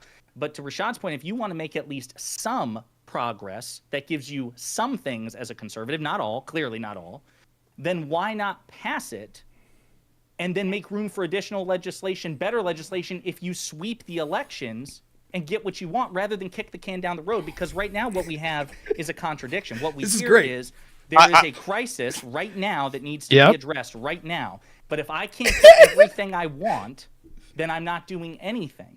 Yep. The answer I hate to interrupt. Right? We are coming in at we're going to start winding down here. I know this has got a lot of energy here. A lot of people want to have their say, but we are winding down. Huh? You want to keep going? If everyone's cool with keep going, we can keep going. Yeah, I mean, and if you want to bring other people in, Wick, too. Sure. I just want to make sure, because I did say 6 to 8, and I want to respect everyone's time. So I'm just letting people know that is. If you leave, you're a coward. I'll keep going as long as the conversation. I'm good to keep going. We will have a break to read more super chats. Obviously, anybody who leaves is a coward. But go ahead. Yeah, I mean, so when it comes to the border bill, and I'll be right back. I get the mic with you, Rob. Take it with you. Yeah, we want to hear the piss. No, I'm sitting. Listen, sorry. All right. Anyway, so when it comes to the border union, I think that the border union is obviously, they want to increase their funding so they can do more things. That's what the border union wants. So if you're the border union president or the border union leader, of course you're going to say something is better than nothing. Now I'm not saying that in this case. I'm saying that's what he said. Can we focus on that for just a second, Gibbs? Clarify what I'm stating, right? Yeah, we can focus, but here's my thing. Here's my thing with that, right? I've sat here and I have dived deep into this. And when I say the whole thing was a poison pill, I'm legitimately coming at this as a Republican who's not a diehard Trumper. Like, I know I'm coming across that tonight. I've argued against Trump on many issues before, right? And I've sat here and I've looked at this. This is an issue that Republicans, that if you're an actual Republican and conservative that's dealing with the border, there are things in this bill, in addition to like other smaller portions, that are unacceptable to you at like every level, right? Okay, and so hold on. So whenever y'all say, "Oh, this is a bipartisanship thing to get something started," no, that is not what this is. This is a bipartisanship so that certain people in Congress, mostly rhinos, and I'm going to use the word rhino because these are not people that have Southern Republicans' best interest at heart. These people are actually going actively against this, and this is not a cult-like mentality because, like I said, I'm not a diehard Trumper. When I sit here and I see people support a bill that is so unstomachable that I just want to gag when I finish reading all 659 pages. Can you give us a few poison pills, like 2? Give us All two right. poison pills if All you right, can. let me pull it back up here, and I'll give you exactly one of them right here. So, first of all, let's talk about this one. It's 609 pages. My bad, not 59. So, first thing we got the amount of beds. You got to give us 50,000 beds. Like literally, most months are averaging over 100,000 people. Right? That beds thing is not going to do anything. Right? We're talking about the judges and speeding this process up. That is an incentive for people that are living here. They know that is an incentive for more people to come. That's terrible. There's 100,000 people on this border bill that are going to get alternatives to deportation programs and are going to be allowed to stay, or just for whatever reason, et cetera, et cetera. We can go into all the nitty gritty of that. Didn't they make it more difficult to apply for asylum? No. It does. No, it does not. That's a lie. Yes. It doesn't. It doesn't. And then not only that, not only the other issue, and this is the biggest one, right, is that I can sit here and look, and people go, "Oh, look, it was bipartisan. It's bipartisan. It's great." And I can point to 61 different times where the Biden administration has actually sat here and made the border weaker, like through different acts, and then they turn around and want us to eat shit and eat this bill, and then say, "Oh, it's a bipartisan effort." No, absolutely not. Before we get the responses to that, and we will, I do need to read the super chats. And again, just for everyone's knowledge, I am sponsored by, or I'm not sponsored, that's not the right word, but I get a check from Progressive Victory, just so full disclosure, everyone knows. I think Josiah and I think Hutch also work to various degrees. I'm not sure the exact nature of their involvement, but they are. So just full disclosures all around. Let's get to the super chats, and then we'll get to some responses. And gang, I will be reading this because apparently my panelists have rebelled. I've tried to shut this down, but they won't let me. And so we're going to keep going as long as they want to keep going. So this is how we're going to do it. Okay, here we go. Here we are. $5 from Origin of Logos to say Trump is the perfect embodiment of the Republican Party. More money-hungry, war-obsessed, and vacuous. Thank you for the $5. $10 from Mad Honeybee to say Wick, what kind of liberal are you to let the woman keep getting interrupted during National Women's Month? Haha, JK, keep up the hard work, buddy. Thank you for the $10. Yeah, and if you guys want to keep giving me super chats, I'll keep reading them. But that's where we're at. You can respond.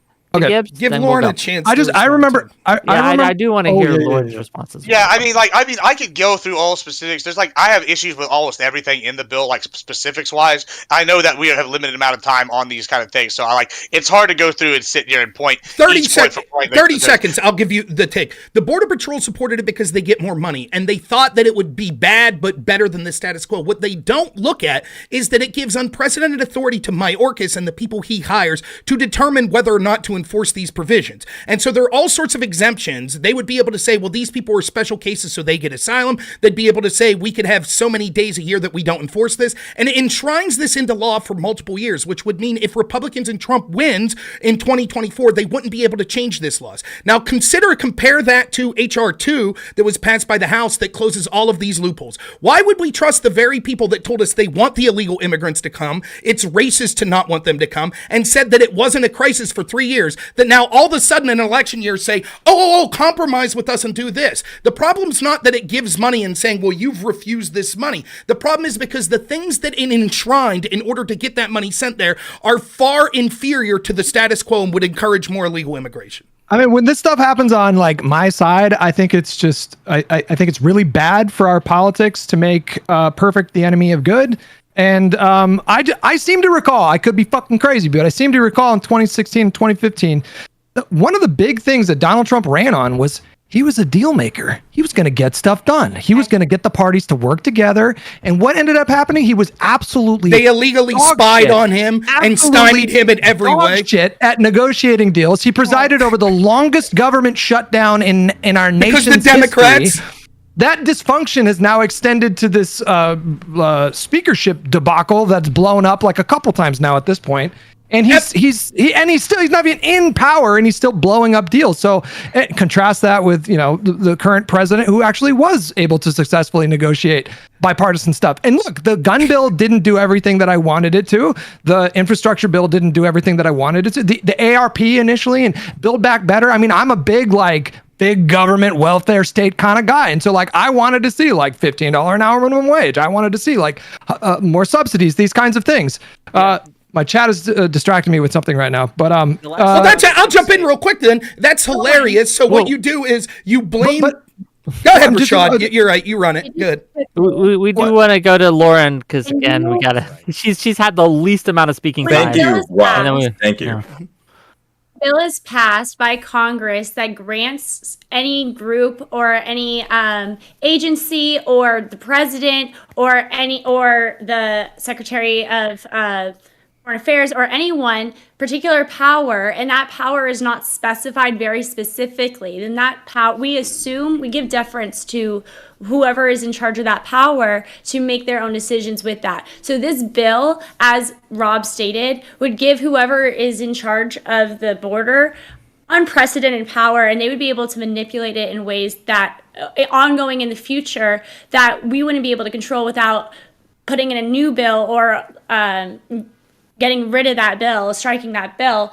So, and then I just want you to address that, because when that was pitched to you, you then switched to 2015, 2016 about Trump promising to try to be bipartisan and try to push more things, even though, as stated earlier, there's a target. That may be true, but you completely negated to address the point at hand, was what this bill, what a disaster this bill was. Instead of, you're saying that we should just agree to it for bipartisanship's sake, as opposed to as opposed to addressing the issues at hand with this bill. There's plenty of other issues with this bill, including incentivizing people to come here, as stated by Admiral Gibbs, with the extra beds. And just because there's money going there, that doesn't make, if we're getting rid of walls and then making it more comfortable for people to stay, how is this? Should we make it uncomfortable for people that are?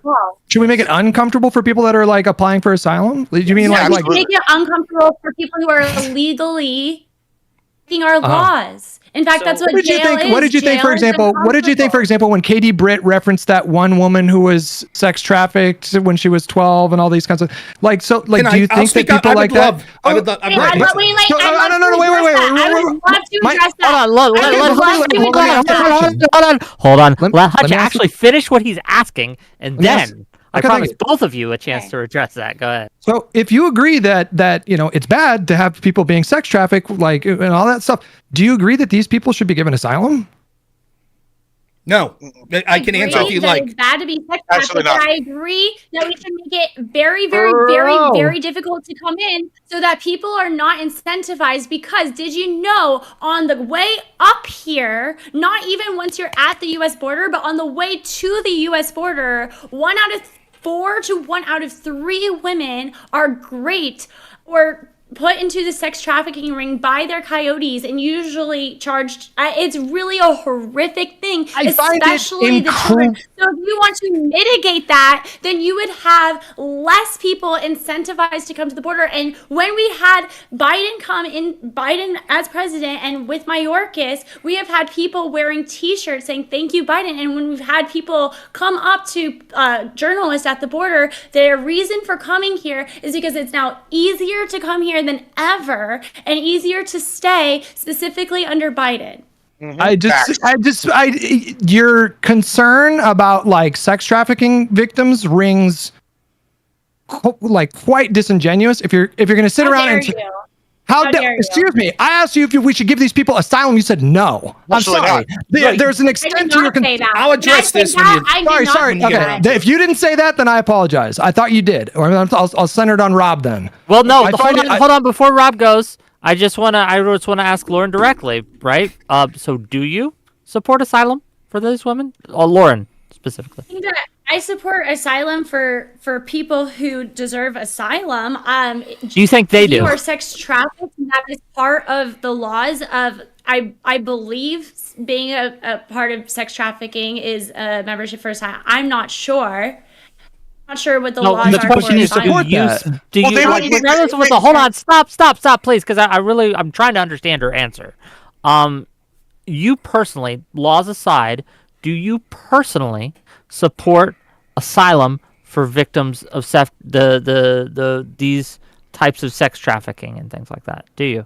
Well, before you let her answer, and then I'll shred. Please leave Lauren answer, and then I'll shred their disingenuous bullshit, because they actually don't give a fuck. All 4 of these lefties don't care. I'll shred them.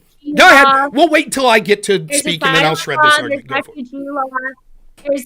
there's specific legal definitions that are required, and I don't know if there's any like sex trafficking victim that allows you United States citizenship. Simply, I feel very unfortunate for sexually trafficked victims. I don't know if there is anything under. Why the US are you provisions waffling that on this allows- question? No, hold on. You There stop this disingenuous. You're not There is answering the something Address that question, Wick. I want to address that. Hold on, let her finish. I'm back. You're not I answering would the like to question. look more into. It's a disingenuous question. I would like to look more into it She because says, I don't know. I fear So that I don't know is a fine answer. I want I'd like to answer look that. more into it. I want to answer that, and it'll be real fast. It's real simple. Wick. That's wild to Wait, me. She did hold not on, answer no. that question. I will answer. I'll tell you why. Because it's a disingenuous question. Because she answered it earlier, which is the fact that they wouldn't be getting sex trafficked and they wouldn't even need this asylum if we had actual laws and were enforcing the border. So the only reason they're That's getting an sex absurd trafficked thing to is say. What about Katie because of laws Britt's that say? Biden is not What enforcing. about Katie? That's What about fact. Katie? What about the story from? What about the Here's- victim from here's Katie? another What one. about the Hold on, victim one from Katie second, Britt's one second. story that wasn't trafficked? That was not trafficked in the United States, but was trafficked in Mexico. Let's say this individual One thing I was wanna trafficked say- in Mexico, and they run to Okay. the United States border. Somehow get there. We know they've been trafficked. We know they've been sexually assaulted. Wait, let Do me you answer guys, that. in any way, Let me shape, or answer form, that. want to give them asylum? Because I Let me took answer heat for that. saying that we. Okay. If offering asylum to people who are sex trafficked actually encourages the number of people who attempt to come here and therefore the number of people who end up becoming sex trafficked, then unfortunately I would have to not support the law because I would want less people sex trafficked. Okay, so are you for asylum for any people that are economically downtrodden, violent, sexual? Are you for asylum for any of those people? War, because by your logic, anything negative that happens to because by your logic, because a bunch of people who aren't suffering would take advantage of it, we should not give asylum to those who are actually suffering. Is that what you're saying right now? Would you advocate for a policy that led to more sexual assault victims? Yes or no? Do you advocate for if we could prove that a policy led? No. I Okay, understand and that you- you're let's bullying take- Lauren let's here take it and trying to. A yes or no will suffice. You're A very, yes you're or no very will manipulative suffice. with this. You're very manipulative. Oh, like you and I'm guys gonna- are to her, I'm like gonna- you're doing to You're her. manipulative. Go ahead. I asked a what's yes or going no on? question. Go ahead. I'm not Do you manipulative. support Go the ahead. policy of eating babies, Rob? Go. No, the you question I'm do you- asking you is quite literally. Do you support a No, that's what you guys are doing. Oh, you don't have a heart for sexual assault victims? Here's what happens. You all support policies that lead to more people attempting to get asylum. You know that when more people attempt to get asylum, they'll be sexually assaulted more. You don't We can give a use shit. the Let me same finish. argument for I Ukraine. sat there We can use quietly. I sat there quietly for you guys. I was very patient. I was frustrated, as you can tell, but I was patient, right? So that's what you do. You know these policies will lead to more sexual assaults. Facts. You don't give a shit. You say, well, they should. Facts. But look at the poor situation they're in now because we incentivize them to come. Now they've been sexually assaulted. So now we have to leave them in. It's the same type of shit that it would be like, we should bomb Syria. And I'm like, no, that's terrible. We shouldn't bomb Syria. And then we bomb Syria and you go, oh, look, there's refugees. Now we have to take the refugees in. Isn't it convenient that the leftists that want all of these people to come anyways have the disastrous policies that allow them to come, which then predictably they're harmed, and then say, oh, because they're harmed, now we have to leave them in. you can You use this- you don't can use give this a same fuck about argument for sexual Ukraine. assault victims. This is the same. You don't this is give the a same fuck argument about for them. Russia and Ukraine. This is the No, same it's not. argument for Russia and Ukraine. Yes, it not. is. This is the same argument. not. I can sit there and say, don't you realize that by not stopping Russia right here and now, you're incentivizing Russia to attack Ukraine again when they finally rearm and resupply and refuel? They're gonna come back again. We can extend this argument. My point here is this: What? the woman in Katie Britt's story, that's the woman in Katie Britt's story was not even raped when she was coming across the border. She was raped in Mexico, right? Because someone who's suffering any sort of thing, any sort of financial upheaval, war, violence, grape, whatever, because it might incentivize more people to come illegally, we should not grant those people asylum. So do we just not fuck with asylum? I'm asking this honestly. I'm not trying to gotcha you. Are you guys not fuck with asylum? Yes or no? I'll answer, but we'll leave Lauren go. Hold on, I have a quick follow-up question. Do you think anyone who suffers from a crime in a foreign country should be able to come into the United That's States? not what we're saying. I think they Nobody should. said I think that. they should be allowed. I think they should be allowed to apply for asylum, not hop over the border. But if they want to come to the border and say, "Hey, look, I'm here for asylum," So let If me they answer wanna your come- question. Let me answer his question, please. I'll she answer asked this us a question. She asked us a question, like Okay, a you're right, victim of Hutch. I any wouldn't want- crime. You're right. I wouldn't want me to talk either. Go ahead. Rob, go ahead. Let's go. Eviscerate me. Shred me in pieces, Rob. Asylum law works. Hutch, go ahead. You're asking us if like a victim of any crime should be granted asylum. That's not what the asylum laws are That's what about. you're advocating They specify. No, I never advocated for that. No, absolutely not. We have asylum laws that give. What did I advocate for? When? I mean, the whole thing just now was sitting here saying, "Oh, poo poo, someone's been sexually trafficked. Oh no, yada yada." Okay, right. Oh, it's the So to same as you clarify, think. I didn't say that. So to clarify, I did not say that. Your Right. side did, Okay. yeah. No, we didn't. But okay. So That's like, absolutely what you did. you guys are just making the case against asylum in general. Like you're basically Purpose making the of case that we should asylum never laws- grant asylum anytime anywhere because then people are going to want to come here and do the thing. But like, yes, okay.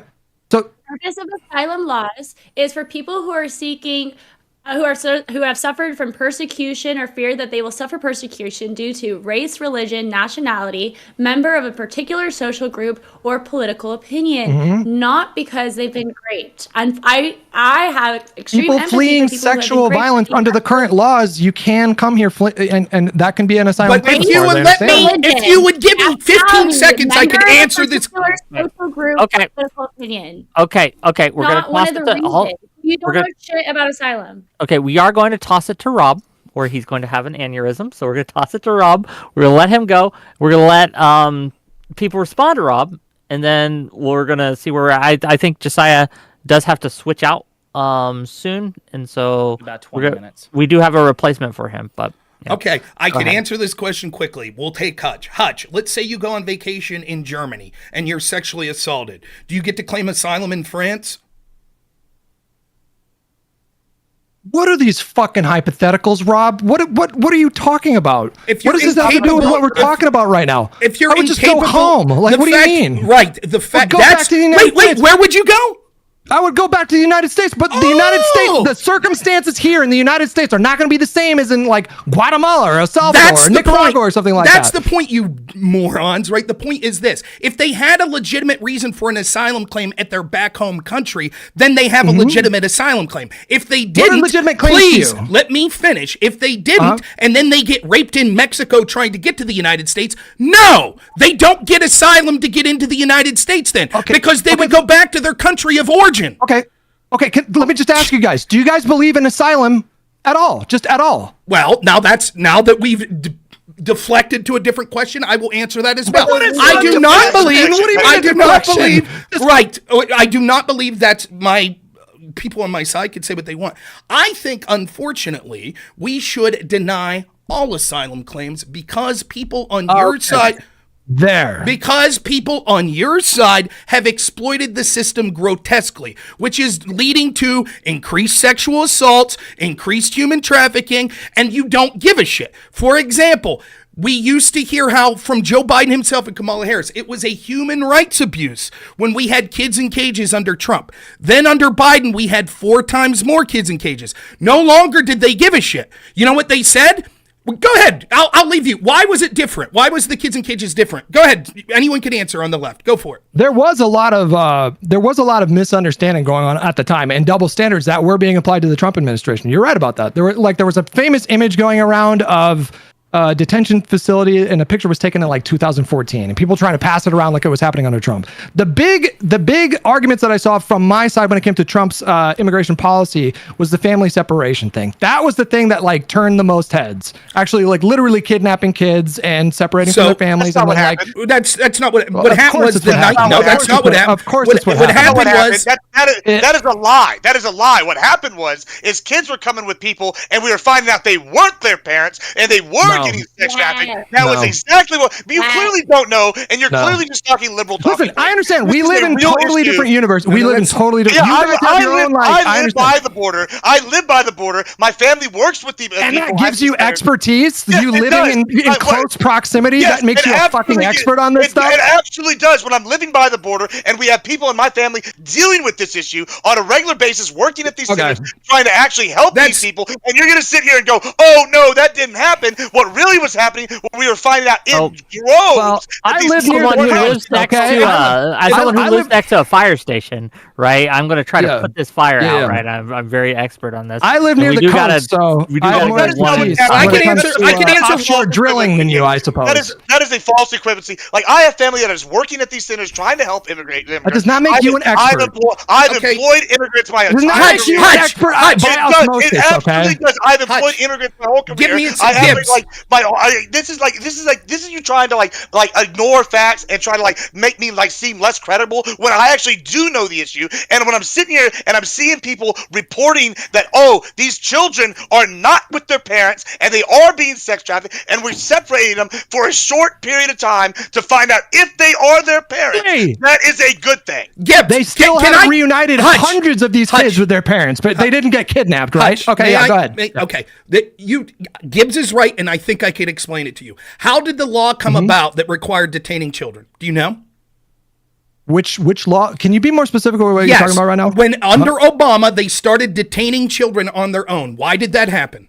Are we talking about unaccompanied minors right now? No. When Obama was in office, the Ninth Circuit Court of Appeals, the most liberal circuit, ruled that you could no longer detain children at the border with adults because of what Gibbs is talking about. Because you're putting people in cages, and the court argued that you don't know if that's their parents. So to put them in what's tantamount to a jail cell next to adults could lead to sexual abuse. And so the Ninth Circuit Court said, you can't detain. Now, what the left wanted was, oh, well, then if an adult comes with a child, we have to let them both through. But what Obama set the precedent and did was, no, we're going to detain the adult and we're going to detain the child. And that's how kids in cages started. And so that's how family separation under Obama. No.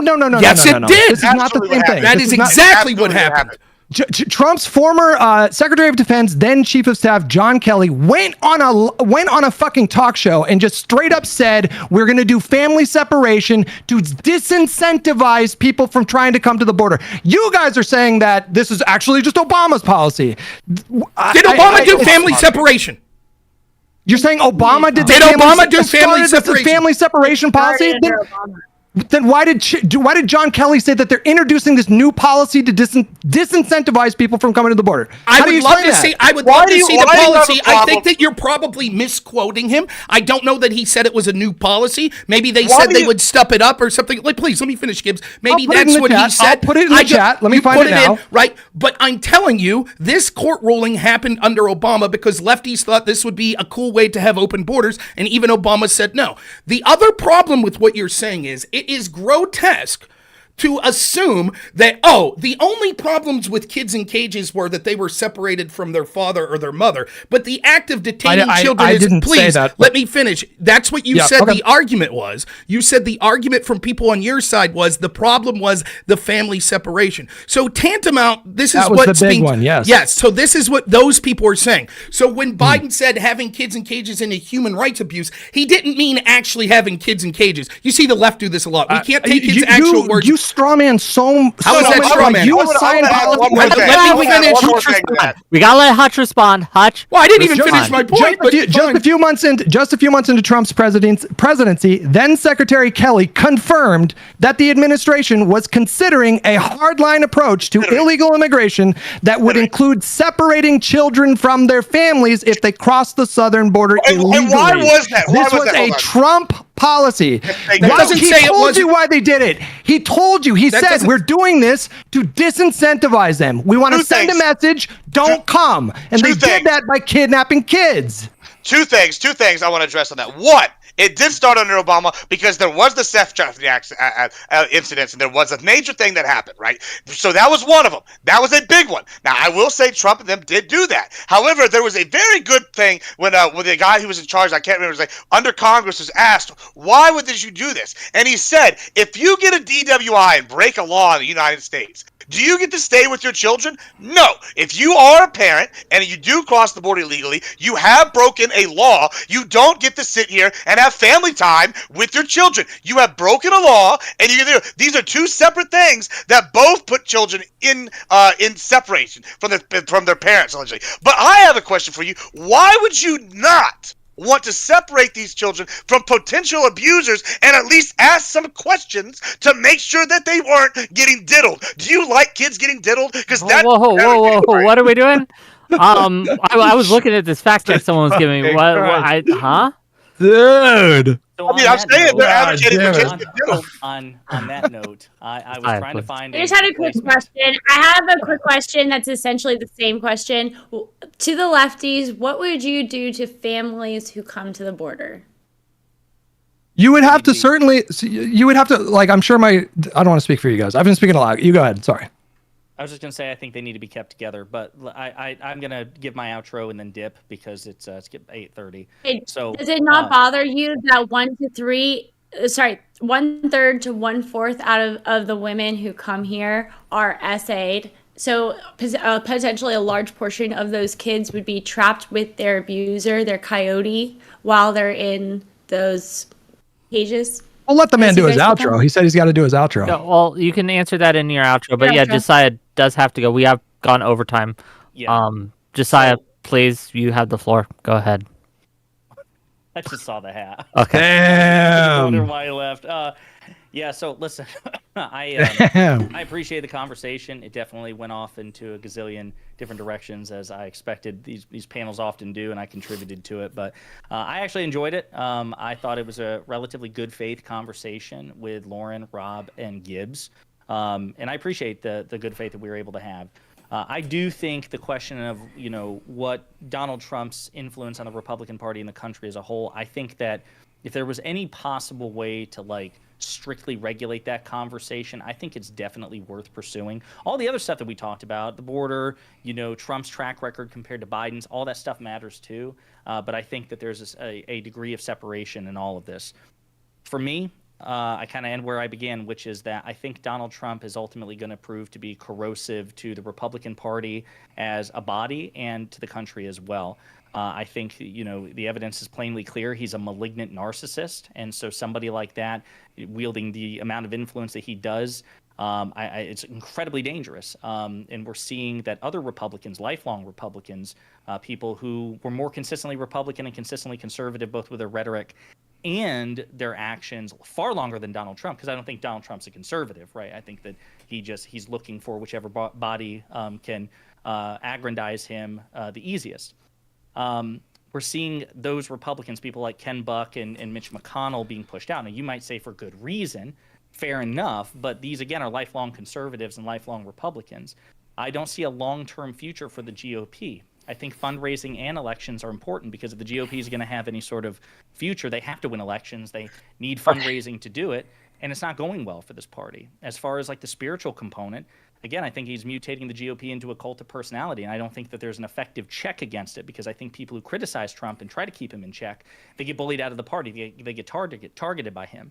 And he's made it abundantly clear that in a second term, he has no interest in tolerating those dissidents, even less tolerance than he did the first time around. That's incredibly dangerous. I'd love to hear, somebody say how they're going to do that, how they're going to simultaneously benefit from Trump's presence while also curtailing him and his excesses and keeping him from, just mutating the Republican Party into a complete cult of personality. Josiah, where can people find you? You can find me at youtube.com/@ponderingpolitics. Appreciate the conversation, people, and I'm sure I'll be talking with all of you again. And by the way, Gibbs, The Rise of Skywalker is the best Star Wars sequel. I just want to put that out there. Motherfucker, you. Oh, no. Just dipping on that note, throwing a grenade, and then walking away. Okay, see you later, Josiah. Thank you again for coming on. I really appreciate you. Bye-bye. He doesn't mean it. Okay, back to while we have a moment, let me get through these super chats. $2 from Alex Kirsch Project. Any Collinswick? Probably not tonight. $2 from Testicle Johnson. Happy International Women's Month. I am an ally. Thank you. $5 from Testicle Johnson. Show me in the Constitution where it says a dog can't play baseball. Thank you. $5 for Testicle Johnson. Do you support eating babies? Yes or no? Thank you. $5 from Skilltree Gaming. Balanced immigration based off on our needs and what is good for the existing middle class is the best approach, in my opinion. Thank you for the $5. Okay, with that, back to the discussion. Did everyone answer Lauren's question? I am very. I also have to give an outro, guys. I'm leaving as well. I have another panel. If we're just gonna, yeah, we can actually. You know what? This is probably a good time. We could just end it right here. Yeah. Yeah, I would love to stay in chat, but I like have a previous obligation. I get you. Admiral, give your outro. Where can people find you? I'm Admiral Gibbs. You can find me everywhere as Admiral Gibbs. I like to stream. We do politics, gaming, and a lot of shenanigans. Good stuff. Thanks, Wick, for having me. This is always fun. Remember, a vote for Democrat is a vote for evil. A vote for Republican is a vote for America. That's the secret. And thanks for having me. No, thanks, gang. Go check him out. He's a great guy. Really appreciate you. Yeah, at this point, I think we're just going to do some outros. It's been a robust discussion, and we will have more. There's been a lot of stuff brought up tonight that I think deserves further critique and further exploration. One of the things that I would like to do at some point is have a conversation on moderation versus extremism and bipartisanship, because a lot of the answers on bipartisanship, I thought, from both sides, I thought were just dog shit. So I want to talk about that.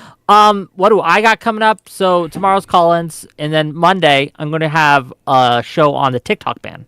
No Opinion is interested in joining us. We're also going to have Brianna Wu and Christina Warren, I think is her name, film girl from YouTube. Should be fun. And yeah, we'll see how that goes. But with that, I want to give the floor over to Hutch for his closing statements, and we'll go through and we'll end with Rob. Will have the last word. So go ahead. I don't need the last Yeah, word. listen. Things we get a little animated from time to time, but I do appreciate my conservative counterparts coming on and having this discussion, and I'd be interested in having more discussions with you guys as the election year progresses. You can find me at Hutchinson on Twitter, at Hutch on Twitch. I don't really do YouTube much, so thanks for having me on, Wick. And it was nice to meet you as well. Okay, thank you for being here. And gang, check him out. You know who he is. Go give him a follow. Lauren De Laguna, what you got? I can't hear you. Oh, you got muted. No one can hear you. The goons got her. You know, Oh, Hillary and damn. Okay. There we go. You can find me on X, previously known as Twitter. You can find me on Instagram and on Twitch and on YouTube. That's my primary platform. And yeah, my name is Lauren De Laguna, DeLaguna. And I really appreciate Wick for having me back. And I'd love to have any further conversations with anyone who wants in the future.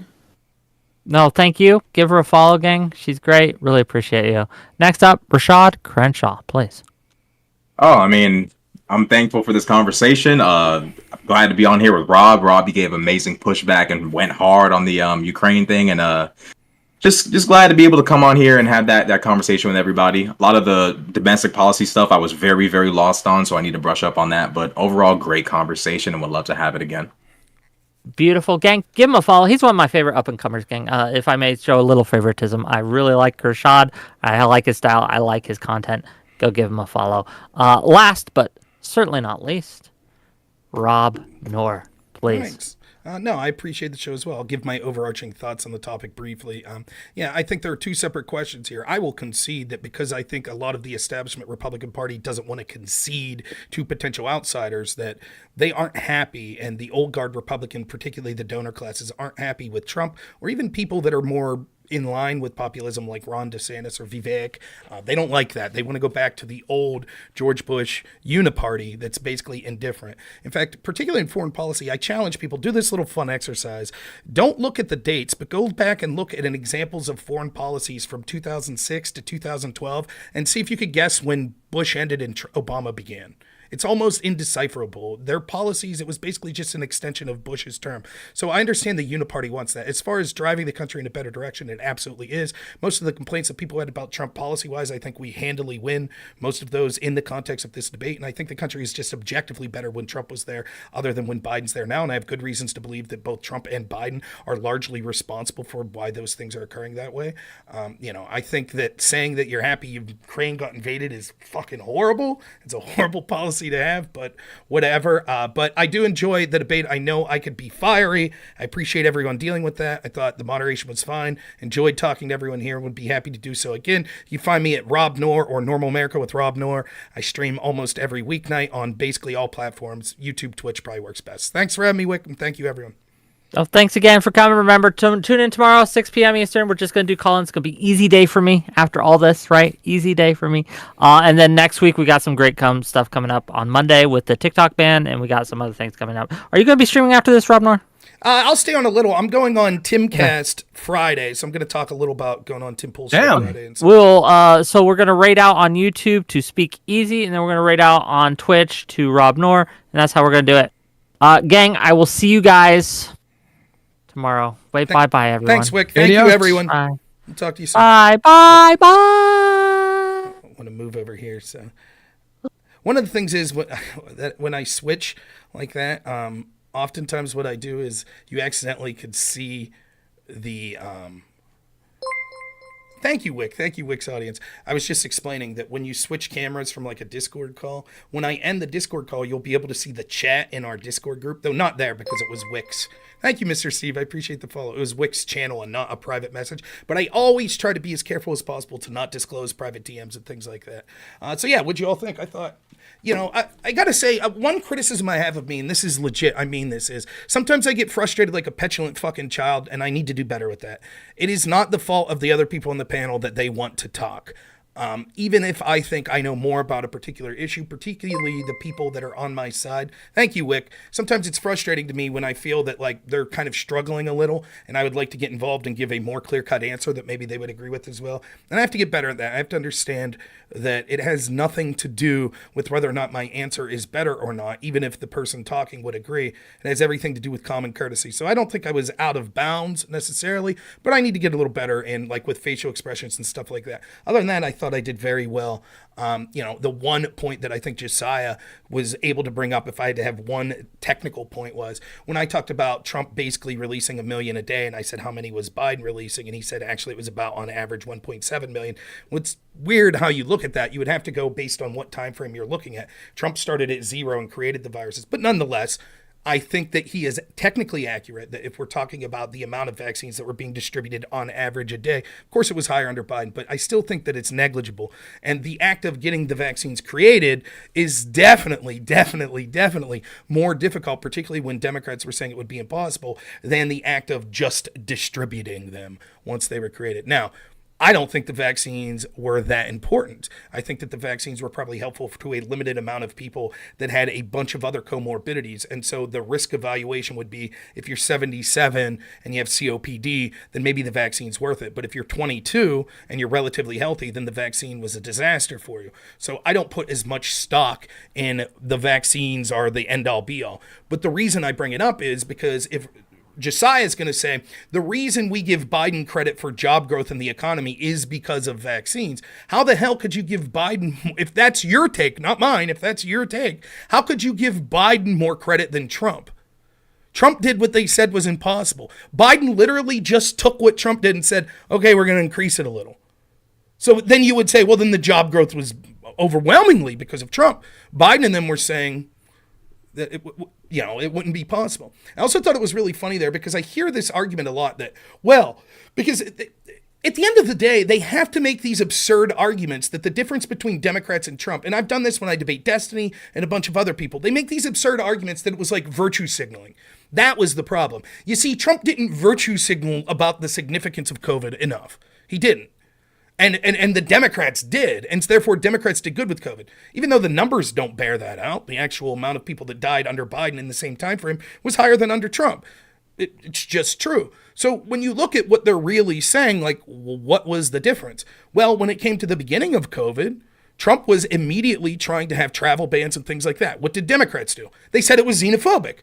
Nancy Pelosi went out and said, go to Chinatown and hug a Chinese person. That's how serious they were taking COVID. Then once they realized that it was a political winner, all of a sudden they started saying, oh, it's terrible. But they don't give any reason why if Trump would have repeated their rhetoric, that somehow that would have led to less people spreading. In fact, I would argue the exact opposite. Democrats were out there spreading the efficacy of masks.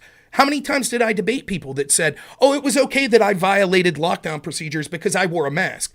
That's why we were told, remember, that the virus couldn't spread at a Black Lives Matter rally, but it could at Sturgis or at a Trump rally. Remember that? And they were like, oh, because of masks. Now we know that masks did almost next to nothing. So the rhetoric of the Democrats encouraged people to go out shoulder to shoulder with people, yelling and screaming with no doubt saliva and what have flying from their mouth. That was the rhetoric of the Democrats. Nonetheless, they were unapologetic about it. And so if their big issue is it was the virtue signaling that mattered and Biden did it better than Trump, and the actual vaccines are the most important thing, Trump has a solid record, much to the chagrin of most of his supporters, or many of his supporters, of defending the vaccines. Alex Jones just put out a video. I was like, God damn, I wish that Trump would stop defending the vaccines. Not Biden, not Kamala Harris, not all of the experts that the Democrats were putting out leading into the 2020 election that were on TV saying, this is an outrage. Trump's feeding people a line. He's telling them the vaccine will be ready by the end of his presidency. That's a lie. I wouldn't trust it. He's rushing it along. He's bullying people. And yet it happened. And then all of a sudden they changed from I wouldn't trust it to Biden wins in early November. And they're like, oh, never mind. Not only do we trust it, but we're going to mandate that you have to take it. I wonder what changed. Oh, they were political in charge then. They already won the election. So now they could completely 180 on their stance because it didn't matter if Trump got credit for the vaccine or not. Then they make this argument, and this is what I wanted to bring up. It was particularly funny with Hutch. Oh, but Trump was the reason Biden and them questioned the vaccine was Trump was bullying the FDA. Yet the only president that had FDA members resign because he felt that they were being bullied was under Biden. Notice he shut up real quick about that when I brought that up. All he said was, I don't know what's true or not. Conspiracy, straw men, blah, blah, blah. That's what I say to that. That's what I say. Other than that, someone explained to me what was their arguments about policies being better under Biden than Trump, about the country being better under Biden than Trump. They have nothing. Ukraine, they harped on. You could say what you, and again, it was amazing. People like me were actually critical of Trump being too hostile to Russia. Some of the most admonishment that I gave Trump was when he was doing things like bombing Syria. And I was saying, this is hostile aggression to Russia. It's not going to end good. I was doing videos of that in real time while I was volunteering for Trump's campaign. While I was offered a very low-level job with them to help him win here in my county in Pennsylvania, which I did not take that job, by the way. Now, the question of, I'm glad that, Hutch tried to, once they realize, and understand it's so funny how they accuse you of what they're, Hutch realizes he's getting blown out in the policy portion of the debate. So what's he do? He says, well, this wasn't the topic. And so our opponents are switching from the topic. At the end of the day, I don't really give a shit about the Republican Party. As an institution, it is irrelevant to me. I don't give a fuck. Notice that Hutch, and I didn't get to make this point, but I wanted to say it. Hutch kept saying, I don't care, how I measure success of my party by this, that, and the other. All I cares about wins. And that's true. Hutch doesn't care, for example, if the Democratic Party actually institutes policies that Hutch likes. That's not how he measures success. He measures success of, did they win? That's how he measures success. I measure success as what group is the group having a better chance to actually enact policies at the end of the day that will be better for me in this country. So if my party, if Republicans have a 100% chance of winning, if we nominate Nikki Haley, 100%, they'll run the board. They'll win every House seat, every Senate seat. And then the policies they would enact are just the same policies that Biden did. That's not a win to me. To Hutch, that would be a win. As long as they have the right initial next to the name, that's a victory. So that's what he wants to talk about, because it is difficult to argue, and I'll be quite open. I didn't mince words. I said when I think that they had a point, I do think they had a point. I said it early. I wasn't trying to agree with them for the sake of agreeing. They're absolutely right. I made the point on my show that 2020 and 2022 were incredible losses for Republicans, even if they technically gained seats in the House. They were. Trying to spin it as elsewise is absolute bullshit. Absolutely, the Democrats are right about that in the panel. They are.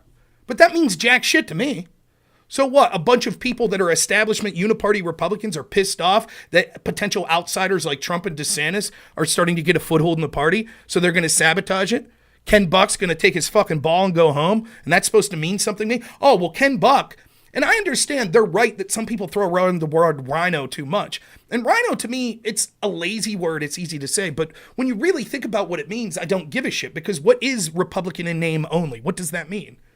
That means next to nothing to me, because the Republicans are probably more the rhinos than fucking, at this point, than the populists. For example, you could say Republicans stand for fiscal conservatism. When?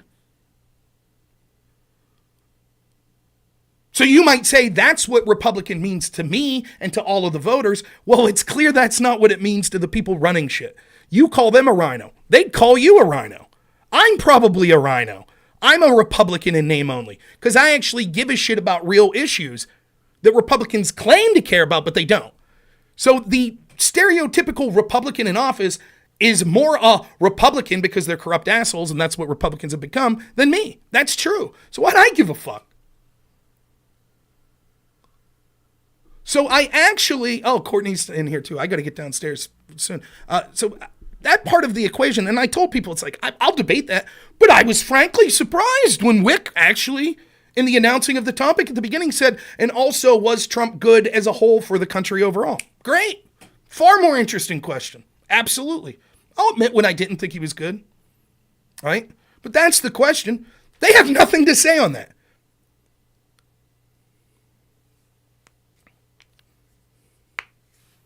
Of course, the Ronna McDaniels, they were withholding from all of these different PACs and shit like that. You know, for example, think of it this. You remember when Lindsey Graham comes out right before the 2020 elections, like, by the way, national abortion ban. Why the fuck would he choose that time to say that? Because they were intentionally sabotaging. That's what they were doing.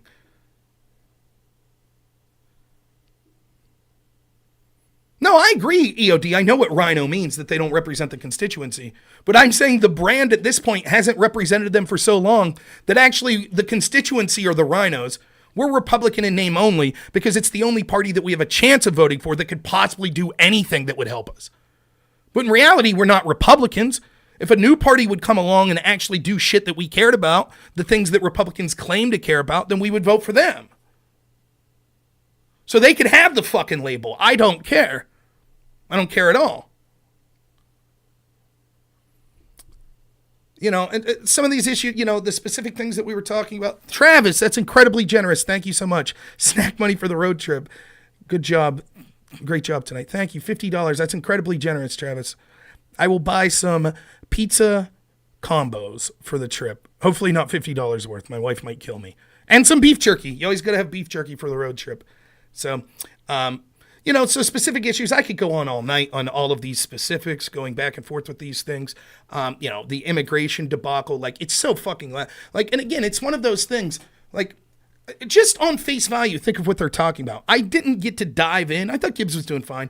Dive into the intricacies of the border bill and the problems with it. But you notice how they play this game. They say it's not a problem. 2020, it wasn't a problem, the border. 2021 wasn't a problem. 2022 wasn't a problem. 2023 wasn't a problem. Election year, polling saying people, even Democrats, particularly Democrats of color in the inner city where these illegals are showing up now, they're pissed. Oh, now we got to pretend that it's a problem, but it's Trump's fault. It's that guy's fault 4 years ago. It's his fault.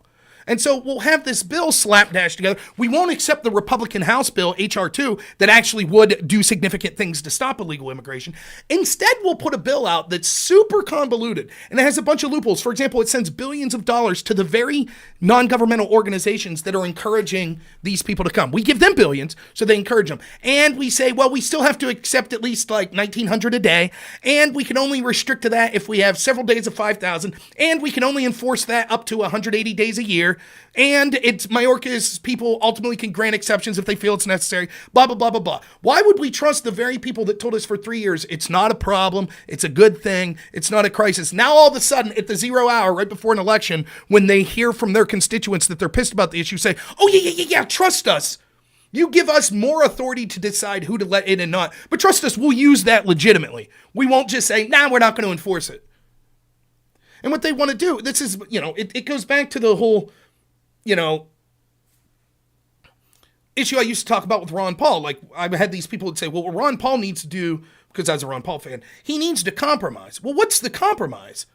You're like, we think we should have control over your life. And I'm like, I don't think you should. Okay, let's compromise. I'll have half control over your life. Bipartisanship. And then the last thing I wanted to say that I didn't get to address Hutch specifically, but this was fucking, this took the cake. It wasn't the worst thing said, but this took the cake for the hubris of what Hutch said. Hutch talks about the importance of bipartisanship. And then he mentions Trump presided over the longest government shutdown in history. Because the fucking Democrats wouldn't give him money for the border. Because they said that the wall was racist.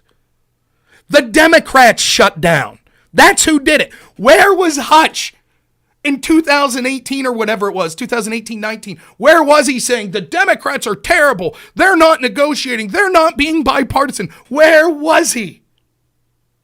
No, it's Trump's fault.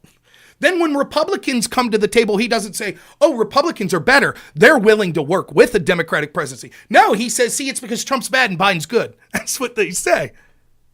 I mean, what a fucking joke. What an absolute joke. A dog shit point that he tries to shoehorn in there. Of course, because of the nature of a panel, it's hard to address every specific thing. And we went to closing statements before I was able to address that point. Lastly, I'll say about Rashad. I understand we get heated. He seemed articulate. He seemed, I think maybe claiming to have a little more expertise on Ukraine than he actually has. I don't have much expertise. My stance is very simple. We shouldn't be involved. Nonetheless, fine. I have no begrudging there. But isn't it interesting how when you let these people talk, these super, Ukraine, rah, rah, rah people, could it have been more clear that they did not give a fuck about the people of Ukraine? Could it have been more clear? He literally says, my ears perked up when he started to talk, and he said, Rob's criticizing these things we did in Ukraine. And what he's talking about is not just Ukraine. I gave a list of things that I saw as aggressive behavior by the United States and NATO. The bombing of Assad, the secret CIA bases in Ukraine, the chemical or the biological weapons facilities on the border of Ukraine, the stationing of nuclear weapons in Turkey, just miles away from, I was giving all these.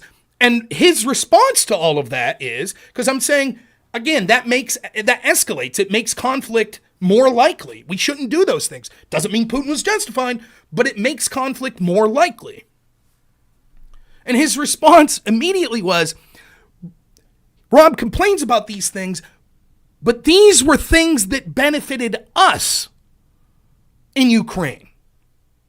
You catch that? Not that benefited the Ukrainian people. He didn't say that. So right away, I'm going to say then so it's not a matter of, are we enacting policies that are best for the people of Ukraine? No, it's that we're meddling there because we're concerned with us.